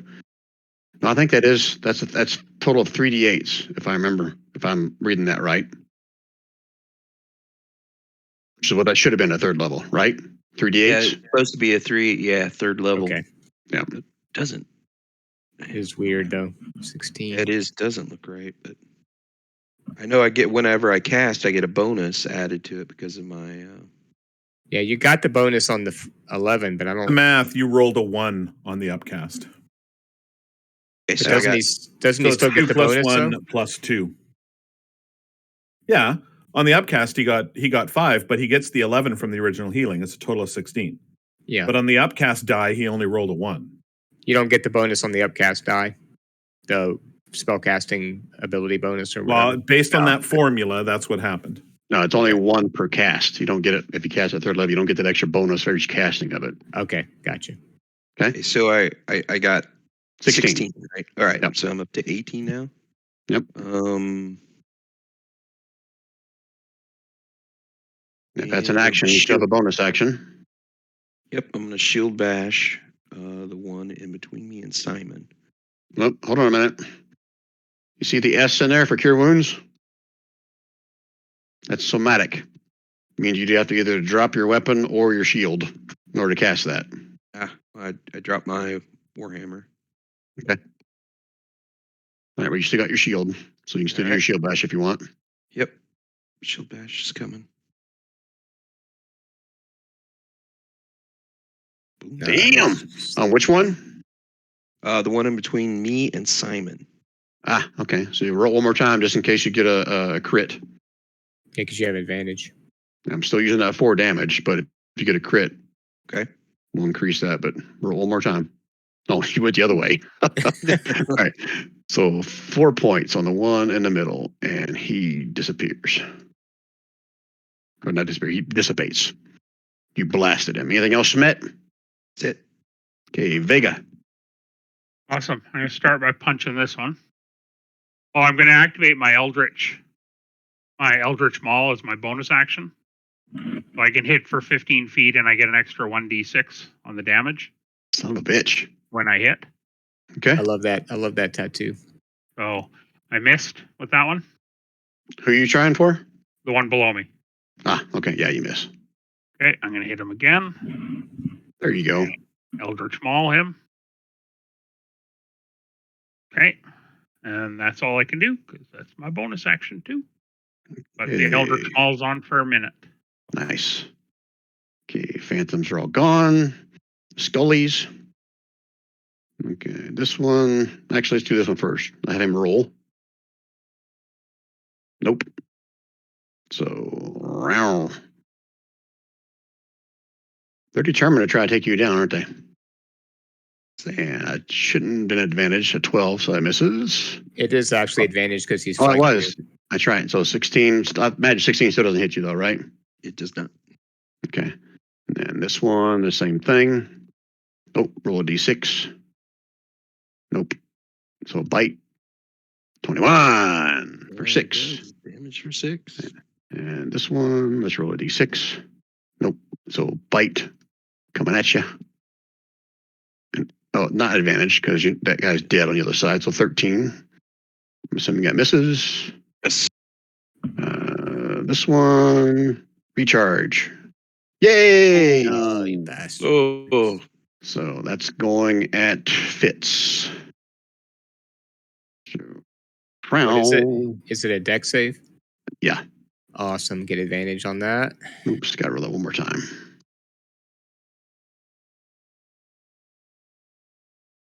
22. Son of a bitch. Okay, so you take half damage, half of 10, so you take 5 points. So 2 points because I'm raging. Freaking barbarians. Last one here at Vega. Let's see if he recharges. Nope. So chomp chomp. Assuming a 13 misses. Yep. And oh shit, I forgot about this guy over here. He's been sitting in the dark this whole time. What? He should have been out there last round. I forgot he was in the GM lair. Okay, let's see. Recharge. Oh, he just showed up. He doesn't have to recharge. So shooting at Smet. yay. Smet, I swear I am not picking on you as a person. These guys just hate clerics of other faiths. I understand. So Do your okay. 1d4 Smet. Yes. D4. 2, 14. 14. Okay, so you take 1 point of damage. Got it. And I think that's all my skulls. Okay, 1 minute strategize, go. If we had started before we came in here and just casted Fireball, is what we should have done. Just saying. Yeah. Does anybody have Fireball? I don't think we do. I don't know. I do have my magic missile on. Wand of magic missiles. No, we need some big area effect radiant Yeah, no. damage spell. No, I think we just keep plugging away on these guys and hammer them down. So I think Fitz might be able to kill his guy this turn, hopefully, and then he'll try to jump up on the platform with the woman. Yeah. And I'll follow Okay. as soon as I can kill this little skull beside me. I don't think it has much left, so All right. other than that, let's just keep going. Okay. At least Matt lives. No more time? You guys good? We're good. Okay. Great. Fitz, what you doing? I'm gonna great axe attack the skull in front of me with a reckless attack, so I get advantage. Oh, yeah. 10 total. Oh, that misses. Oh, sorry, I can't click on it because shit's in the way. But yeah, he disappears. Or he explodes. Okay. And then I'm gonna use my movement to. Can I get up here on top? Give me an athletics check to climb up this. It's 8 to 10 feet. Okay. DC 10.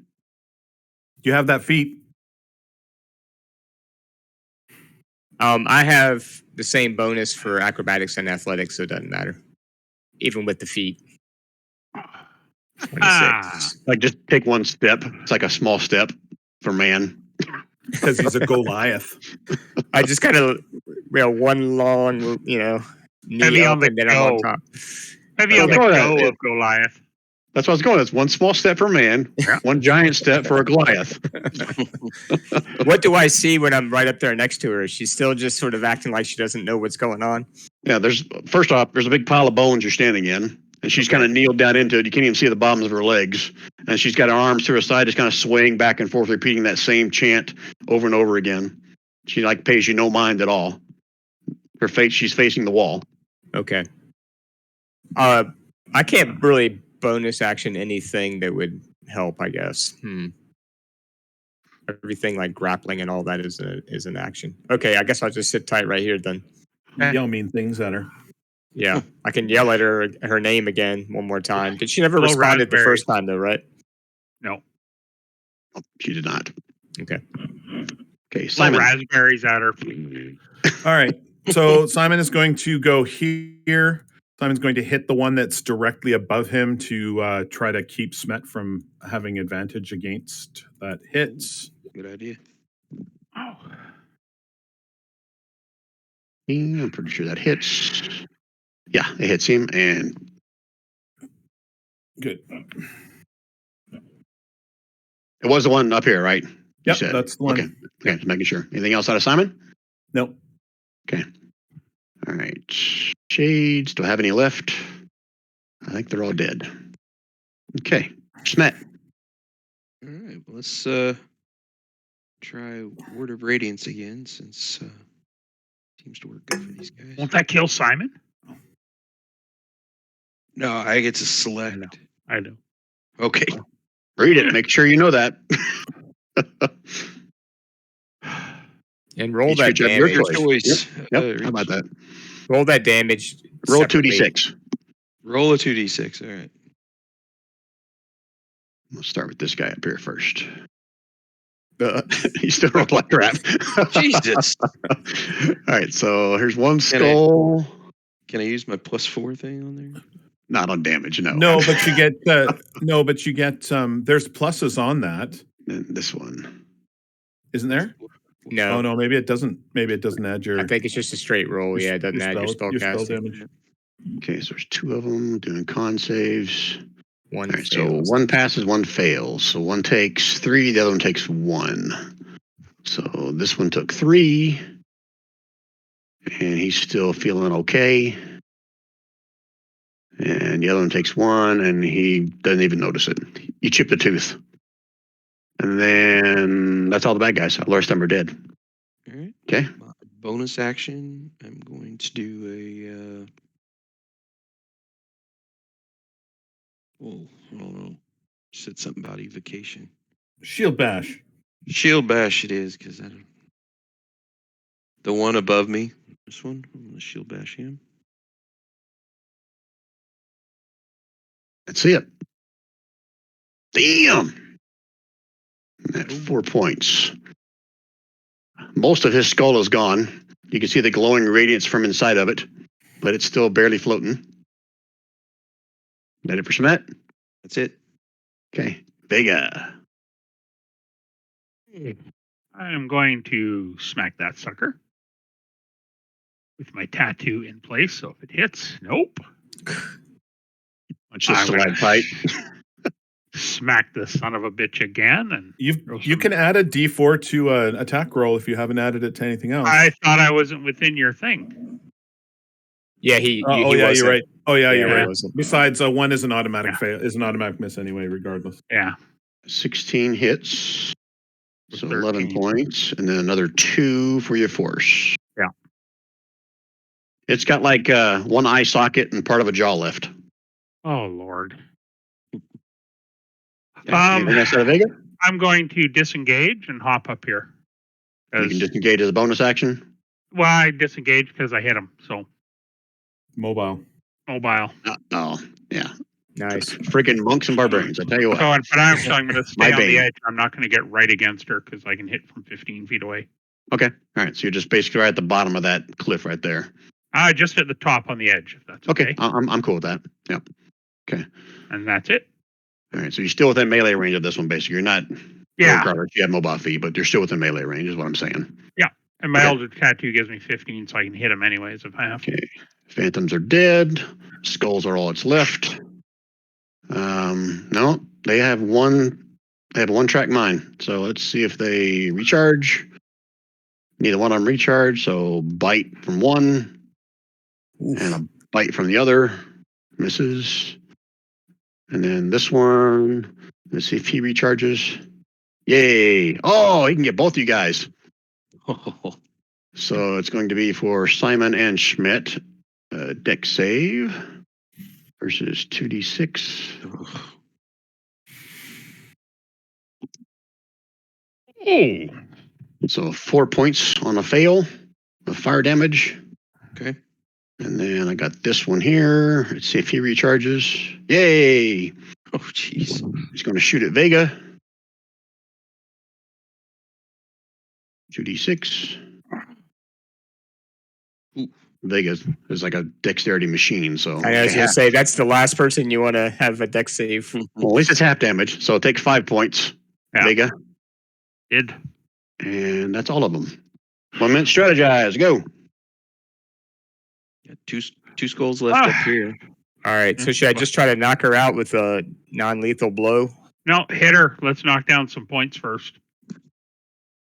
Okay. Sounds Not even good. worry about non-lethal till we get her down, till we've hurt her. What was the mission, Brian? Was the mission just to find her or to bring her back safely? Or He told you to find out about her whereabouts. yeah, he didn't tell us to keep her alive.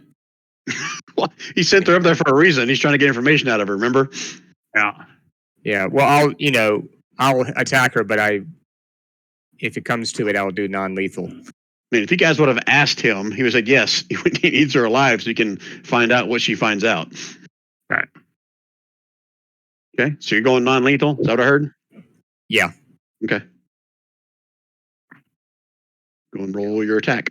Oh, okay. I didn't know if we were still strategizing. So, all right. Oh, I'm sorry. Yeah, you got 2 seconds left. You want to strategize some more? Okay. Okay. I'm gonna Yeah, I'll go with the old great axe. Just the handle. You swing and miss. She's swaying back and forth as she's chanting, and you just I'm like- don't time it right, and you miss. Sit still, you witch. Okay, what else fits? I don't know what else I can really do with a bonus action. Doesn't help me too much. Yeah, not much I can do. Okay. Just sit tight. Yep. Simon. So Simon is going to smack the one that's diagonal over here.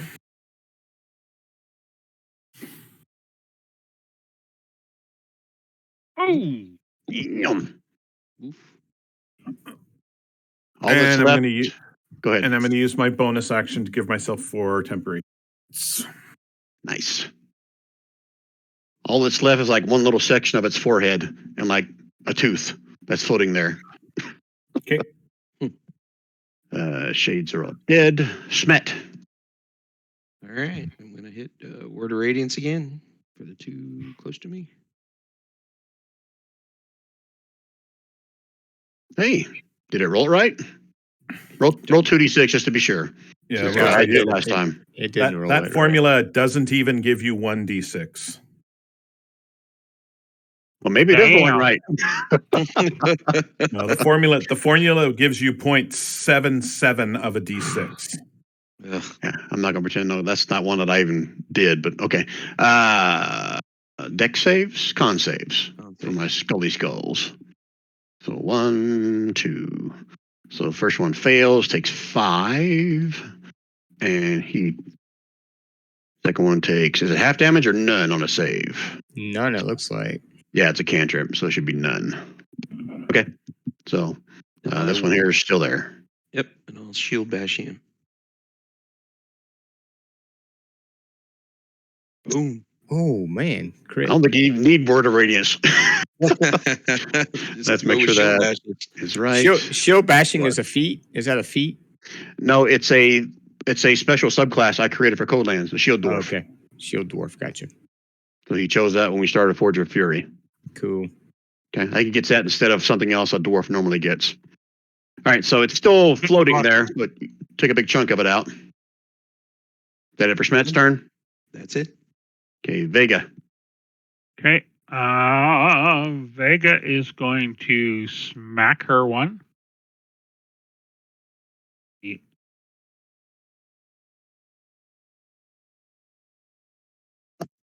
Yeah, your attack's trying to hit like a defenseless woman. She sways back and forth, and you miss as well. At the last minute, we pull up short because we don't want to hurt her. Yes. 2. Damn. She's got a guardian angel. I'm going to burn a key point and to hit her again. You don't have to burn a key point to hit her with your bonus action. Oh, great. Then I'm going to hit her again with my bonus action.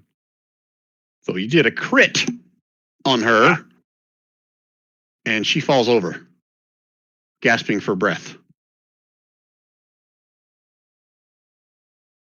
Okay, anything else out of Vega? Nope. Okay, that guy's dead. Scully Skulls, only got 2 of them left. 3 of them left. So this one first on Smet. Let's see if he recharges. Nope. Bite. Nope. The other one close to Simon. Recharge. Nope. Bite. Probably not. And last one on Vega. Recharge. Nope. So he's going to have to move up here. I'll screw it. Just give him a bite, then I'll move him. Hey! Did he get Vega with 23? Oh, yeah. Okay, 7 points of piercing. Right in the buttocks. That is their turn. You guys need a minute to strategize? You're going to continue the same thing? She's unconscious or she's just gasping? She's on the ground, and you see her, like, struggling to breathe. I think try and talk to her and shake some sense into her. I think she's coming to. How about if I, like, grapple her and talk to her or something like that? Yeah. Sounds good. And then if I have to, I can spare the dying or If you grapple her, it'll give Vega advantage if things go badly. Okay. Yeah.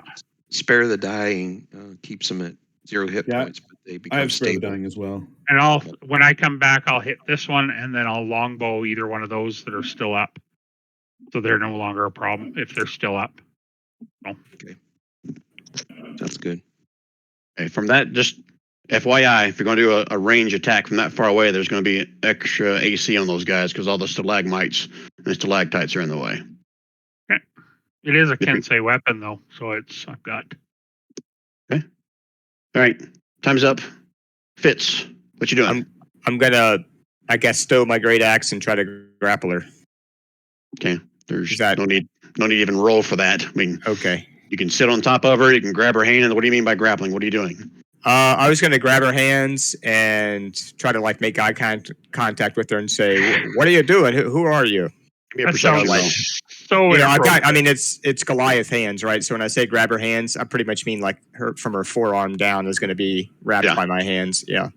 Give me a perception roll or a medicine check, your choice. Probably perception. Oh shit! Jesus. Good to know. Good to know. Good to know. Your hand over. She is not responding to you at all. What is she doing though? I mean, she's just limp in your arms and your hands. Not looking at me. Not looking at anything. Nope. You need to take her out of here. Okay. Can I have her grappled. Can I move with her? I can carry her, right? Because I'm a Goliath, so that shouldn't be a problem. Yeah, I'm not even going to make you do like half your movement because you're a Goliath and she's a frail little thing. Okay. So yeah, you can move. It's still difficult terrain to get through the stalagmites. Yeah, I'll just do half my movement then. Okay. With her. So let me move up here. I think I can get to there. Can you drag her over with me or whatever? Yeah. Okay. All right. That's it for Fitz? Yep. Okay, Simon. On the one just below me. Wonder what that one did. Anything else out of Simon? Yeah, and then Simon's going to run over here on the other side of Smith. Okay. You got the move to do that through the difficult terrain, right? I do. It's only 15 feet. Okay. Just making sure. And that's it, right? Yep. The shades are gone. Smet.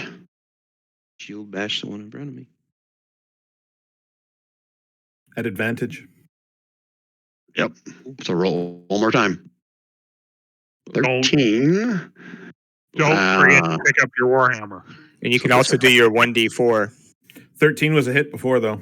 Oh, it was. Yeah, I'm okay. saying- Oh, no, 13 was a hit on the shadows. I don't know about these guys. I'm trying to remember. It's been so long since we don't do glancing blows anymore, John. I don't know if you remember that or not. So you got to meet it to beat it in the old school way, right? So if AC is 13, you roll 13, that means you hit, right? Yeah. Yep. Okay, so that one falls to the ground in pieces. Okay, what else on your turn? Anything, Smet? Let's see. Who else is still up here? Nothing. You Just the want one to cast with me. Turn Undead now? No. Oh, what? No. I totally would have if I had been level 2. No. I'll just Just do that right before we leave and then run. And then we'll seal the entrance. So nothing else, Smet? Well, I'll do a healing word real quick On myself. look at that. Oh, good. 6 points. Okay, and that's your turn. Vega. I am punching the piss out of this one. Let's see if you can hit it. Nope. There you go. 3 misses in a row, and you finally get something. Yeah. You had 1 hit point left, so good Oh job. my lord. Just obliterated that last tooth. Yeah, and I'm going to use my bonus action to get my acrobats. And I'm going to go 5, 10, 15, 20, 25, 30, 35, 40, 45, 50. Right there. So I don't think I have any guys left. So is it everybody's intention to leave the cave? With her, Yeah. yes. For now, to get her out of there, yeah. Okay, all right. So then I'd we're still like basically. to search the area too a little bit. Are you going to do that first, or are you going to get her out first? I'm Let's getting get her. out first. Yeah, They're gonna get her out. I'm gonna. yeah. Fitz will keep going until he gets her out. All right, Watch so by I'll- leaving and going back in, we reset all the bad guys. That's the curse. so everybody go and move yourself outside the cave here, and we'll say we're out of combat.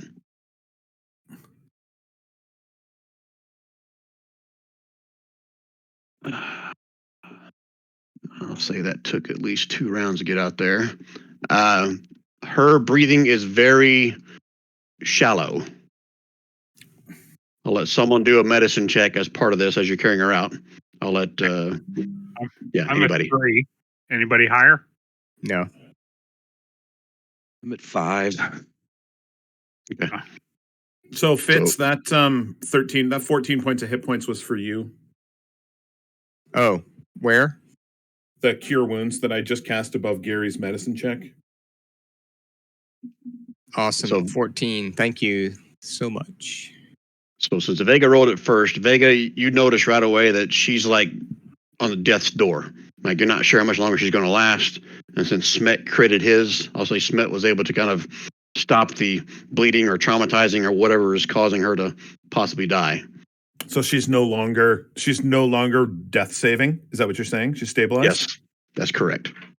The only reason I had her doing death saves because he crit. I know when you say non-lethal, a crit's still going to crit. Yeah. So, all right. So her eyes open for the first time, and her eyes are actually they're not like normal eyes. I guess technically those of you that know Shatterkai, and I'm making this up because I think Shatterkai have glowing eyes, or am I getting them mixed up with ASMR? You're getting them mixed up. Okay, so she doesn't have glowing eyes. So she has yellow eyes. We'll say that. Nara didn't have glowing eyes. She was Okay, I couldn't remember. So it's just the ASMR I did that. All right, so she has yellow eyes, but I mean she looks very weak. She looks gaunt, like she hasn't eaten in days, and she just moans incoherently at you guys. What do you want to So do? I'm going to do that for her. Cure wounds, heal her up. You can see some of the, I guess, the lifelessness in her face and her skin kind of puff up. Like she was very dehydrated or just, very weak. So she tends to gain some of her color back. I mean, she's still Shatterkai, so she's kind of like a grayish green normally.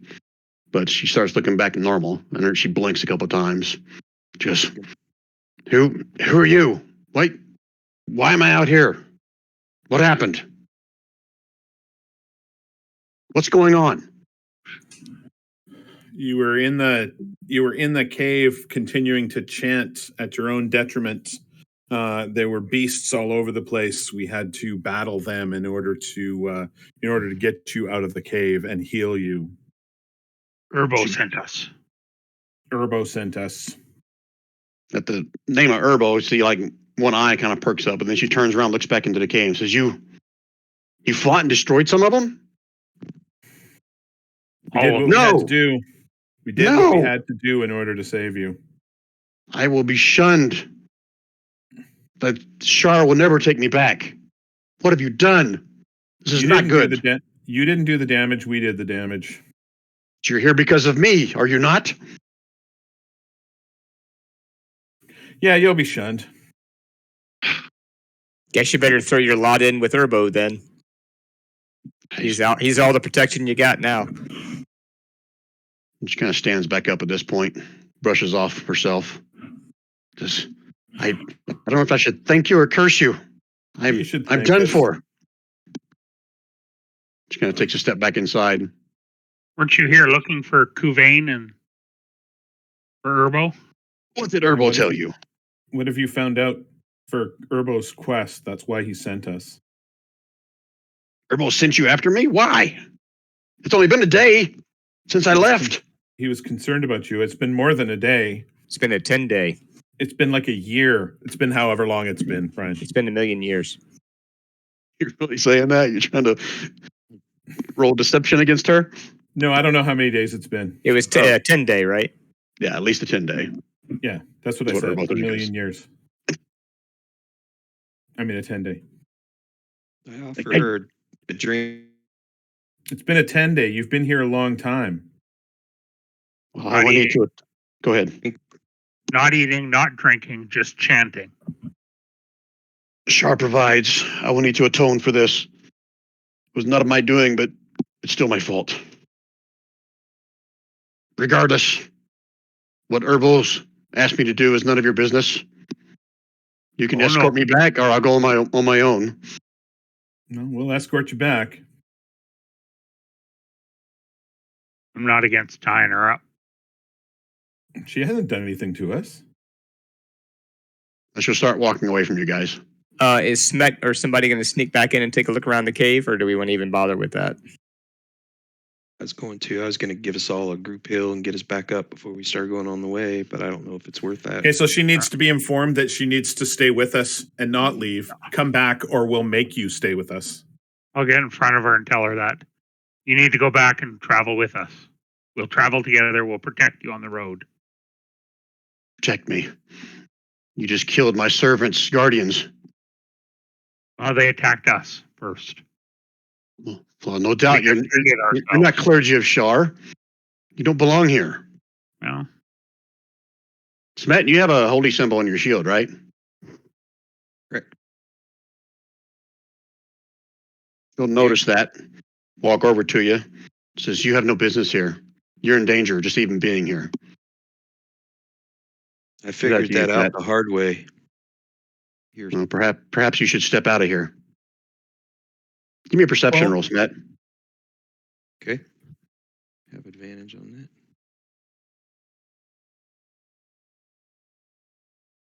that. Would you have advantage on your perception roll? Yeah. You have some kind of... Yeah, the Sentinel shield. Okay. All right. Before she came over and talked to you, you would have seen lying over here, there's a couple... everywhere else was bones, but piled up against the wall over here, there are several, I guess, corpses, like in armor, robes, but they're obviously, dead and desiccated, gaunt, all dried out, but they're piled up here. Everything else is just raw bones across everything. And with that perception roll, you can even make out a symbol on one of the shields over here. It's a symbol of Saloon, or Salune. I'm not sure how you pronounce it. Okay. So, how do you know these Knights of Salune? So I know that. No, but we know that Saloon is the sworn enemy of Shar. We know that already. Oh, okay. Did you do this to them? So no, but they should know better than coming in here. This is a sacred place for Shar. Why would they be here? For only one reason. Search their stuff. Let's go. All right, search your stuff. I'm gonna go search their stuff. I'm gonna go search that stuff too. All right, so here's what I'm going to do. This is the loot section. So I'm going to let each of you guys roll once on a magic item table. And she will tell you, because, matter of fact, as you guys look around, you can see that there's mixed into the bones. There's going to be other like gems and gold and other types of obviously magic items. And she says in no uncertain terms, are you to take any of the stuff that's in here? Those are all tributes. She said, if you want to pick from the dead bones of these Saloonites, just have at it. She said, this place would be better without their remains in here. So basically, let you guys roll for magic items that are on these dead Saloonites that are in here. Okay. That make sense? Yeah. Yep. Okay, let me switch over to my spreadsheet. I'll have each of you guys roll once. All right, so those are your level 4. The best you can get is a rare item. So that's going to be Smet and Fit. So let's have them roll first. First, roll me a D100. I don't care who goes first. Yeah, 14 and 68. Okay, you guys both get uncommon items. But I will let you do this with advantage because sometimes it rolls out shitty. So roll me a... Holy shit, there's a lot of uncommon its. A D217. How do I do that? Is it slash roll or what's the /R space and then D whatever the side dice is. So D217. /R D217. Nope, That's the other uncommon. slash. The other slash and do a space between the R and the D. And you said do it at advantage? You mean roll twice? Is that what you're saying? Yeah. Correct. All right. Once you roll it, you can just go up on the up arrow on your keyboard and it'll bring it up again. Oh, I didn't realize. Okay. Yeah. You got it, So I- Smet? Yep. Yes. So /R. He got it. Okay, roll one more time. He got a 190 on his first roll. Damn. Well, again, I got numbers don't really mean shit on this thing. It's in like alphabetical order or order of like type of items. Okay, so really high, really low. Okay, first one was the 22 by Fitz. Yeah. So you can choose from Sahagin Armor. That is in the magic items folder here in the journal section. That's a custom thing that I made up. Sahagin. It's I Sahugin. mispronounce everything. I only Sahugin know that Armor. because the module they're doing on Sundays are the Sahugin Fortress. Oh, is it? Okay. Yep. So It's in the loot bag or where? Sorry, where is it at? one second. Let me read your other thing and I'll point it out to you. Yeah, you get a Oh, okay. choice. It's either that or a deck of illusions. So if you go to the journal section, and if you scroll down to where did I put it at? Oh, Magic items? Yep. And then if you See it. click on the custom magic items, that should show you a full list of everything. And that Sahugin armor should be in there. If it's not, then I apologize. I need to add it. I see it. You gotta say it like you're from Minnesota. Sahugin. I think it's technically Sahugin. Sahugin. It's your choice. So you can either choose that or the deck of illusions, which is a normal thing out of the Dungeon Master's Guide. And this one is, you said it's rare or very rare or what's the? Uncommon. Both items are uncommon. Oh, because this. Being a barbarian, is the armor going to help you? Well, it's leather or studded leather. Or you look at that. Let me keep going to read everybody else what they got there. Okay. That's fine. All right. So Smet rolled a 190 and a 7. So your choices between these two. Ooh, a Beholder Shield. You've already got a magic shield. Again, Beholder Shield will be in that same spot I just walked Wayne through. Okay. Or 190 is a Medallion of Thoughts. That's out of the Dungeon Master's Guide. So that may or may not be in the compendium here. Not. So if you got a Dungeon Master's Guide, start looking that up. And I'll move on to the other two and let them roll. Medallion of Thoughts. Got it. Okay. So for the 2 level 5 guys, you got a 75% chance of getting uncommon. If you get a 76 through 90, it's rare. I'm sorry, 76 through 95, it's rare. If you get higher than 95, it's very rare. Oh, so close, but you got a rare item. You can roll. Okay, now the next one's going to be for. Go and roll me your D100, Rob. Get them both out of the way. 66. Okay, so yours is uncommon. Gary's is going to be rare. All right, so let's start with Gary first. Gary, roll me a D. Holy shit, even more rare item. A D290. Roll it twice. 108 and a 34. Your choices are a wand of lightning bolts or Mithril Armor, level 2. Is that So- +2 Mithril Armor? Mithril Armor is specific to my campaign when I do blacksmithing things. Yeah. So is Mithril Armor in this magic item thing? Let me see if it is. It is. It is. Yeah, so it kind of explains the level 2 thing. So basically, in my campaign, every level of it drops another weight category for Mithril Armor. You can't wear it anyway, Gary. No, I know. Oh, you can't wear Mithril Armor? Nope. Or just can't wear armor? Ah. Well, let's see what I get, and then you can choose, but then the 4 of us can trade, right? Yeah. Mhm. Okay. All right, so you're on uncommon. I'm So a D217 again. 217, yep. 200 and a 162. You get a choice of Pipes of the Sewers or 162. Eyes of the Charming, both DMG things.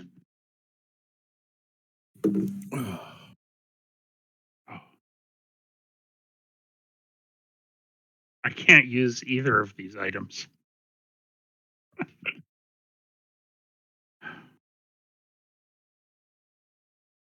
Pipes of the Sewers. So I can't use it because I'm not proficient with wind instruments, so the Sewers is not going to work.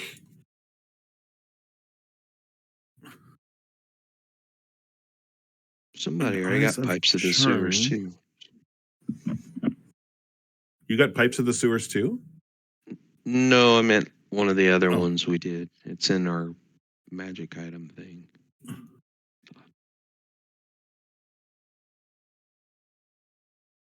Or Eyes of Charming. I already have a really good shield, and I already have really good. I'll also say that there are 4 bodies in there. Each one of them has some kind of a +1 weapon. If you guys rather have something like that. Well, you should take a +1 hammer over there, Smet, if there is one in there, Yeah. Would be nice. to replace your non-magical hammer. Love that if we could get one. Here's what I do. To see if it's a hammer or not, just roll me a D6. As long as you don't roll me a 1 or 2, there's a hammer in there. Me? Who's rolling? So +1 hammer instead of what I shared with you.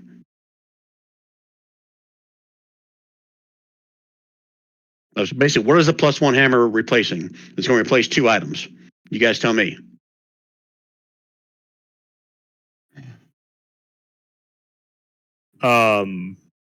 Regardless of whether it's uncommon or rare, it'll still just replace 2. Correct. You guys can pick and choose. I mean, what? I'm happy to give up my item if it helps Smet out. Kinda getting at the was your stuff that item- nobody what was your wants. item again, Wayne? Well, so I had the Sahugan armor, which for uncommon is all it does is give you a swimming speed of 40, basically. Or I had the Deck of Illusions. That was the other item I drew, which I was kind of leaning toward that. But if somebody thinks that would be useful to have, I could keep that. We could get rid of something else. No, take the deck. Well, what I mean is that we got to get rid of 2 things so that Smet can have his hammer. Oh, I see. Yeah, it's replacing making 2 items. Ooh. Because each of you guys got a choice of two things. Smet, what are the things that you're taking? What are the things that you got, and which one are you leaning? I got a beholder shield. beholder shield, which allows you to levitate, and it's +1.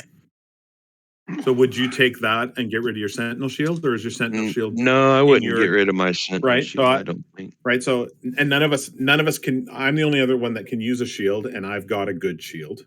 Yeah. My And shield the I other got last game, and it's made out of a bullet armor, and it gives me tremor sense when I want to use it. Yeah. Yeah, I forgot about that. But could What's your other item, Smet? It was a medallion of thought. Would let you read. Has 3 charges of you're able to read a creature's thoughts. Just seems pretty helpful. Smet use the Mithril Armor? Yeah. What armor are you using now, Smet? JC Penny. Mithril armor might bring your might bring your AC down. Oh, really?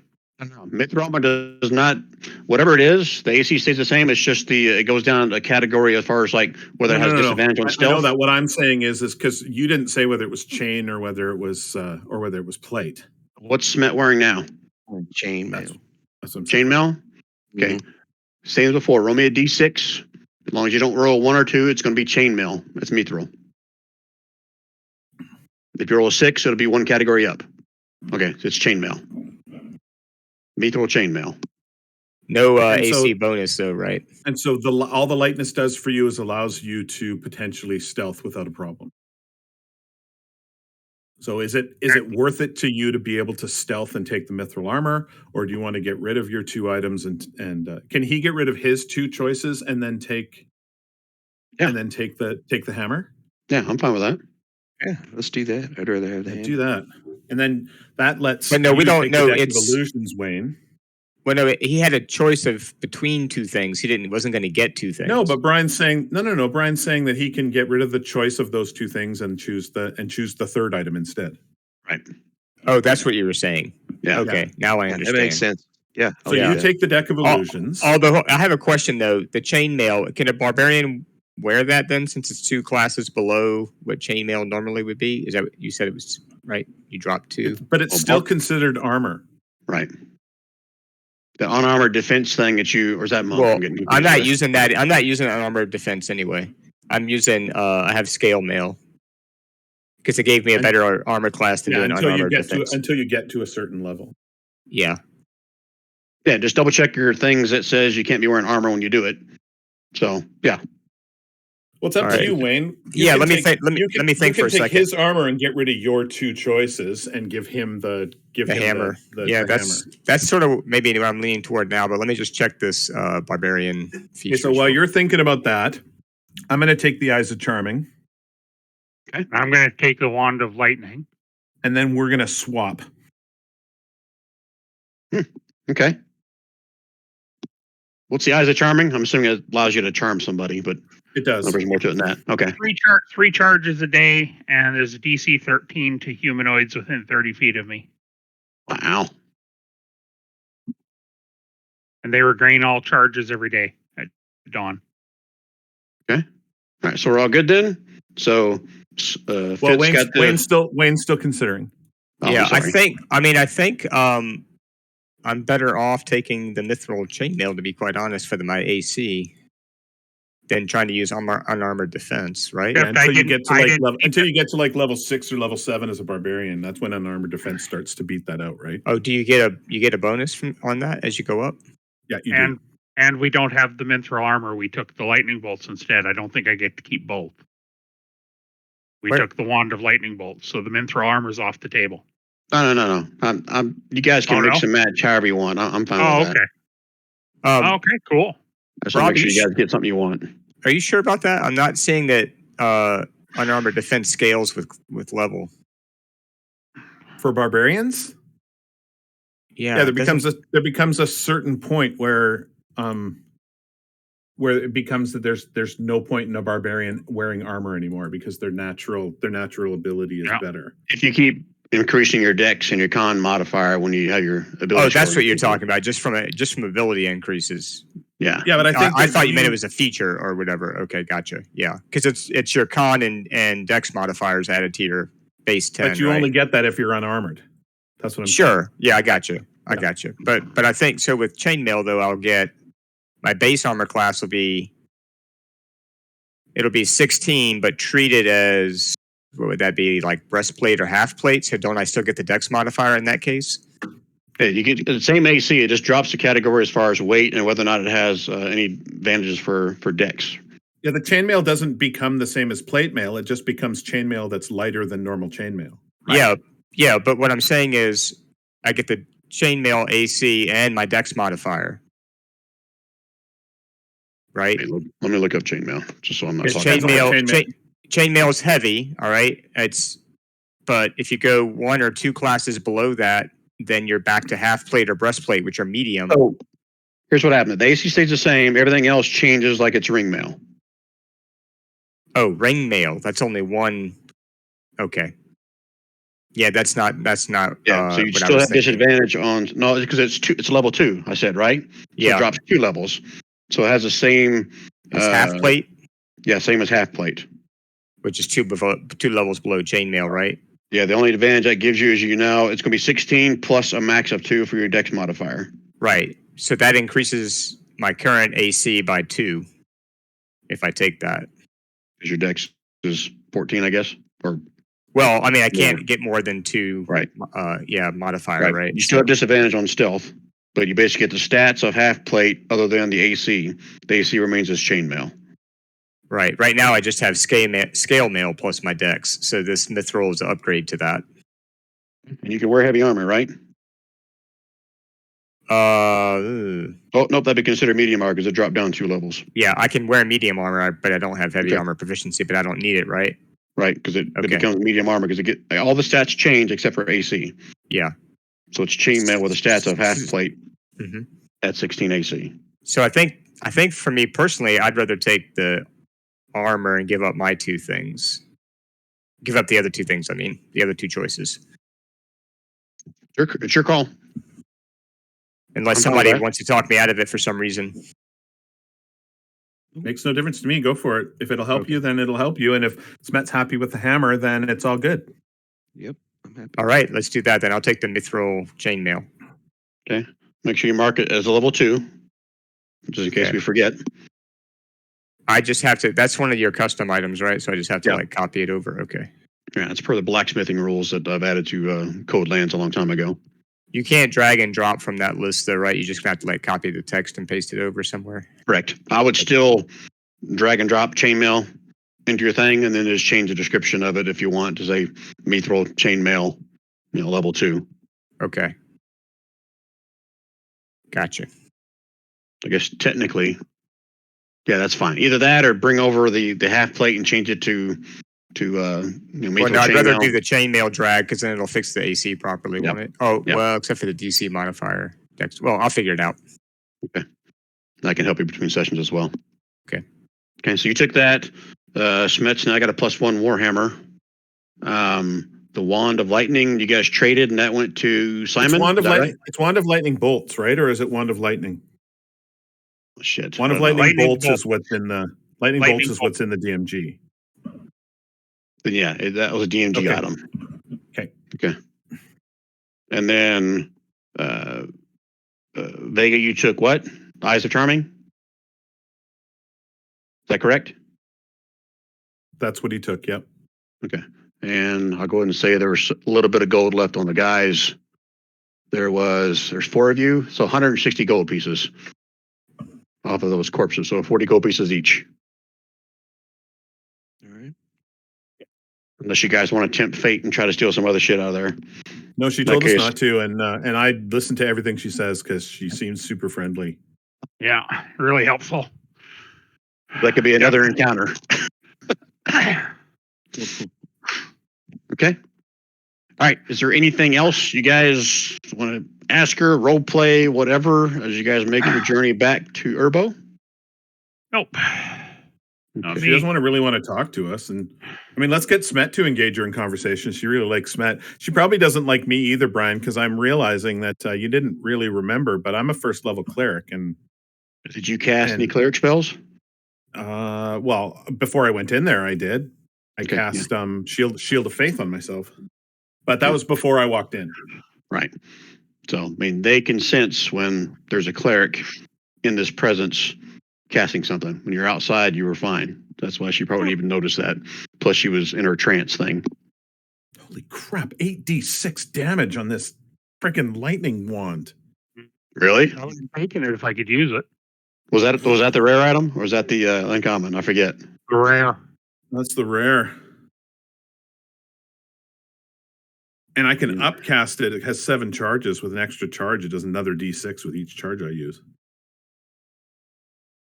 But it has to be attuned to by a spellcaster, so the monk couldn't attune to it. Yeah.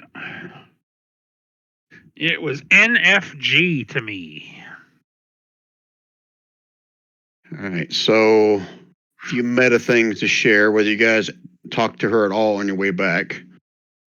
She refuses to tell any of you guys what she found out during her ritual within the Vale of Whispers. It's only for Urbo's ears because they've agreed to a trade, and she's not going to go back on her word. I mean, she doesn't come across as being kind of like she's not evil. She's not asshole to you guys. I mean, she's just kind unfriendly. She's off put by Smet just because he's not of Shar faith. I mean, Even Is the that gold she- tooth, though? Like, Yeah, Yes. really. the little not that she, like- wink, wink. It's not that she doesn't like. It's like a disrespect thing.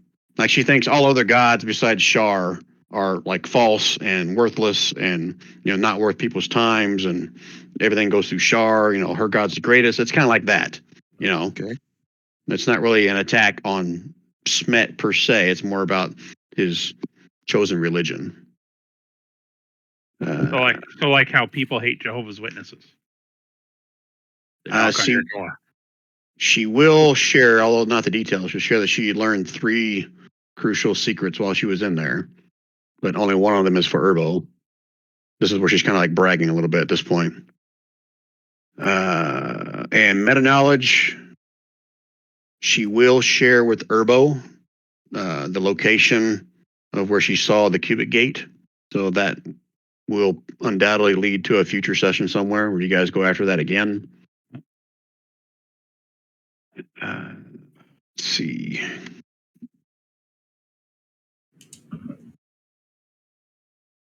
There was one part in here that I thought was really brutal in this. Oh, here's what the original thing was. So if Turn Undead would have been cast in there, let me find that part of it. Oh, I totally would have done Turn Undead if I had had the ability to do it. Yeah, that just sounded like that would be fun to see what was going to happen. All the skeletons.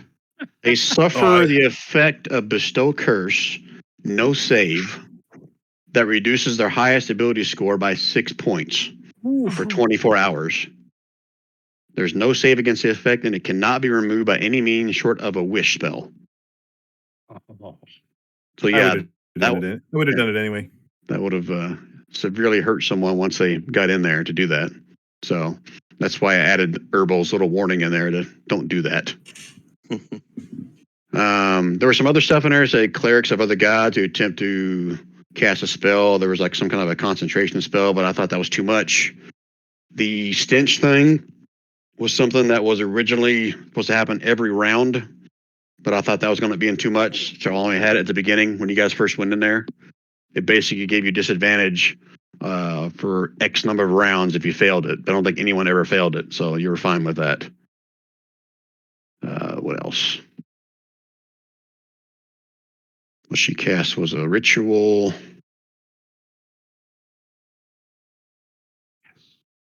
Yeah, the corpses once belonged to followers of Saloon. They died in a failed attempt to consecrate the shrine in the name of Saloon. It says, as long as no one returns them to a Saloon temple or shrine, they can free to take whatever they want from them. Okay. And if for some reason this CR level turned in shit, she was going to break out of her trance and tell you guys to escape, leave, because they could not leave this area right here. Ah, All right. So how did this feel CR wise for you guys? I was a little bit concerned early on. Yeah. But then Yeah. the damage they were doing was so minimal. If they had Like hit with ones the and twos and if they had hit with that paralysis a couple more times on a couple of other people, though, it could have been nasty. yeah. They had paralyzed the monk. They got within maybe 2 hits of taking Fitz down until he started raging. So that was, I was kind of worried that first turn. I think I should have earlier paralyzed me stopped. 3 times if I hadn't had that extra roll. Yeah. I should have stopped fighting the guys right beside me earlier and longbowed them to get rid of them quicker, Yeah, again, like I said, when you get ready to do that, if you'd been more than 15 feet away, they would have had an extra to their AC. Not that it was that high, because of all the stalagmites in there. Gotcha. So this was a total party level of 17. So per the Sly Flourish thing, if it had been a level 5 party, half CR would have been roughly 8. 4th level people is a quarter, which is roughly 4.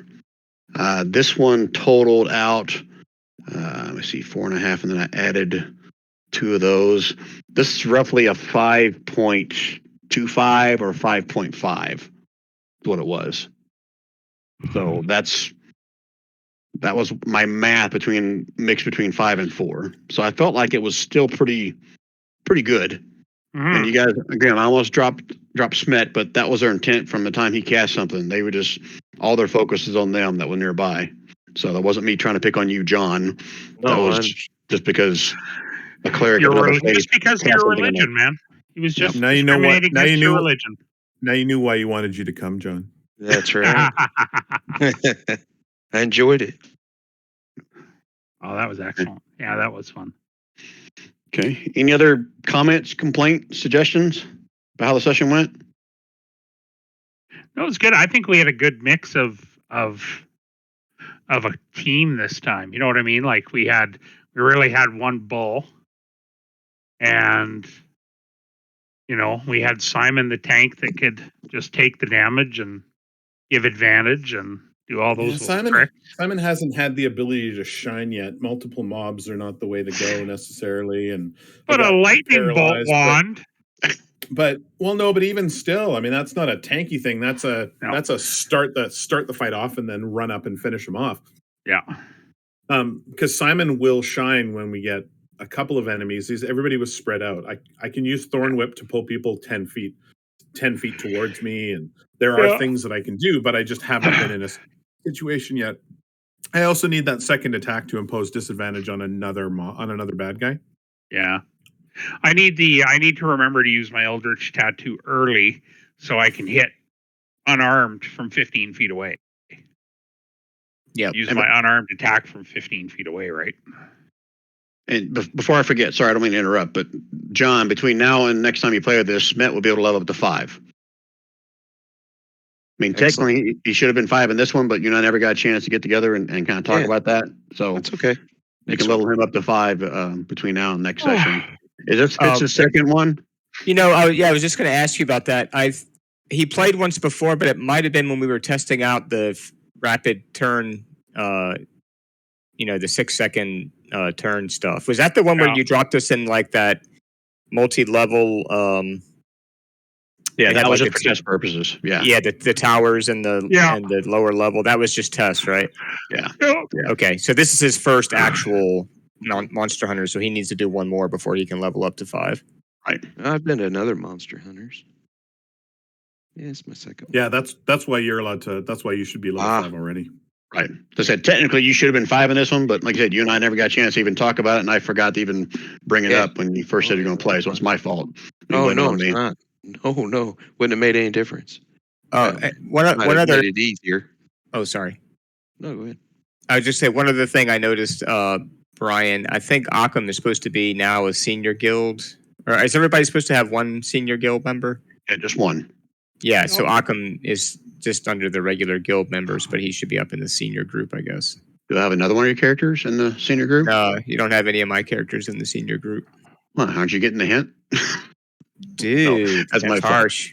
That's my fault. Yeah, I was just pointing it out. That's all. So Occam. Okay. Yeah. Oh, I think I remember you. Yeah, I think when you first did it, you said Occam and this guy. And I said pick one. Yeah. I forgot to go back to put him in. Okay, he's now in the senior. That's cool. That's cool. Just thought for the future. Okay. So we're clear. I mean, everyone in senior guild gets XP whether they play in a session or not. Everyone else you only get XP when you play.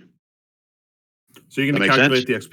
You're going to calculate the XP for this run, Brian, so we can add it to all of our to our two characters. And it's going to be in this handout called XP totals. That's where I'll keep a running total. At the very top, I'll have the current XP for senior guild members. That's going to be populated in there. Then I'll have each session below that with the breakout of who was in there and what the XP is per person. So I'll probably do that tonight or tomorrow morning. So you're saying Occam will get XP for tonight just because we played? Correct. He's my senior guy. Okay. Yep. So those guys are always going to be the exact same level. Those are the ones that are going to level up, be the senior members. So. That's I was wondering why you're doing that, but so they all stay the same level. Right. Okay. Right. And they kind of take on. So Granny Vito can come out of semi-retirement again and fireball people. Right. I mean, they're kind of like the de facto, I guess, executive team of this local No Mercy Guild. Is the way I'm playing that. And the others are second shift shuckers. Right. And if you're wanting to start playing this on a regular basis, just keep an eye out on this Discord server. This is just kind of a fill-in when we can't have our regular campaign, and that one is about to wrap up actually. So I anticipate either on the 18th or possibly the Friday after that we'll have that one wrapped up, and then not sure where I'm going to go from there. But Monster Hunter will be probably more prevalent at that point for a while. Okay. Cool. So I guess technically, if you like Schmidt, we can make him a senior member as well. Yeah, might as well. I'm very. This week I'll work on my Goliath Bard that I'm building. Okay. Which Goliath Bard? Yeah, maybe Goliath Bard is what I'm thinking. Oh, you told me like a Goliath Barbarian. Monk. Or no, I said Goliath Monk. What did I add in? He already knows about Goliath Barbarians. Yeah, I'm trying to figure something totally off bear. Actually, I'm thinking of Bugbear. You know, Gary, you know that you can't create Goliath characters and then have them killed and have it count towards killing a Goliath character in Saltmarsh, right? No. Okay. Yeah. Oh, is that what he's done? No. Rob's been mean to me, and I have to kill 10 Goliaths. Oh, Brian knows. Yeah. So, but he won't bring me any Goliaths. So, if you're not going to count those, I won't do it then. No, just kidding. So just a quick thing for you guys as a reminder. I think I mentioned to Wayne. I know I mentioned to Gary as well. In the journal section, there's a folder called Rashman Campaign Guide Info. There are some classes in there that I took out of that manual that if you guys want to run, you can. That was that Barbarian Path of the Rune Scarred I shared with you, Gary, and I created a character sheet for you for that.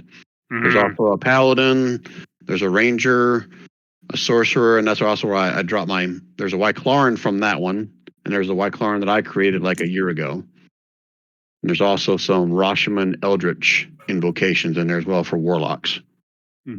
So those are options. There's a Codelands background, Lodge Berserker. I think I shared a few of the creatures that are kind of like,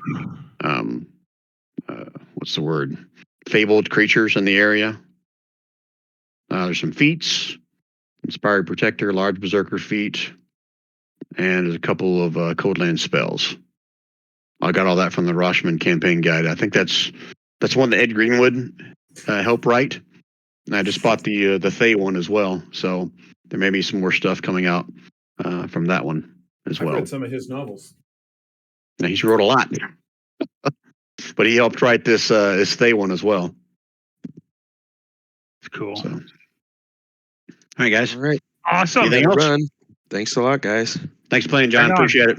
Oh, Yeah, later, John. later, all. Have a good one. All right, you too. Yeah. Bye.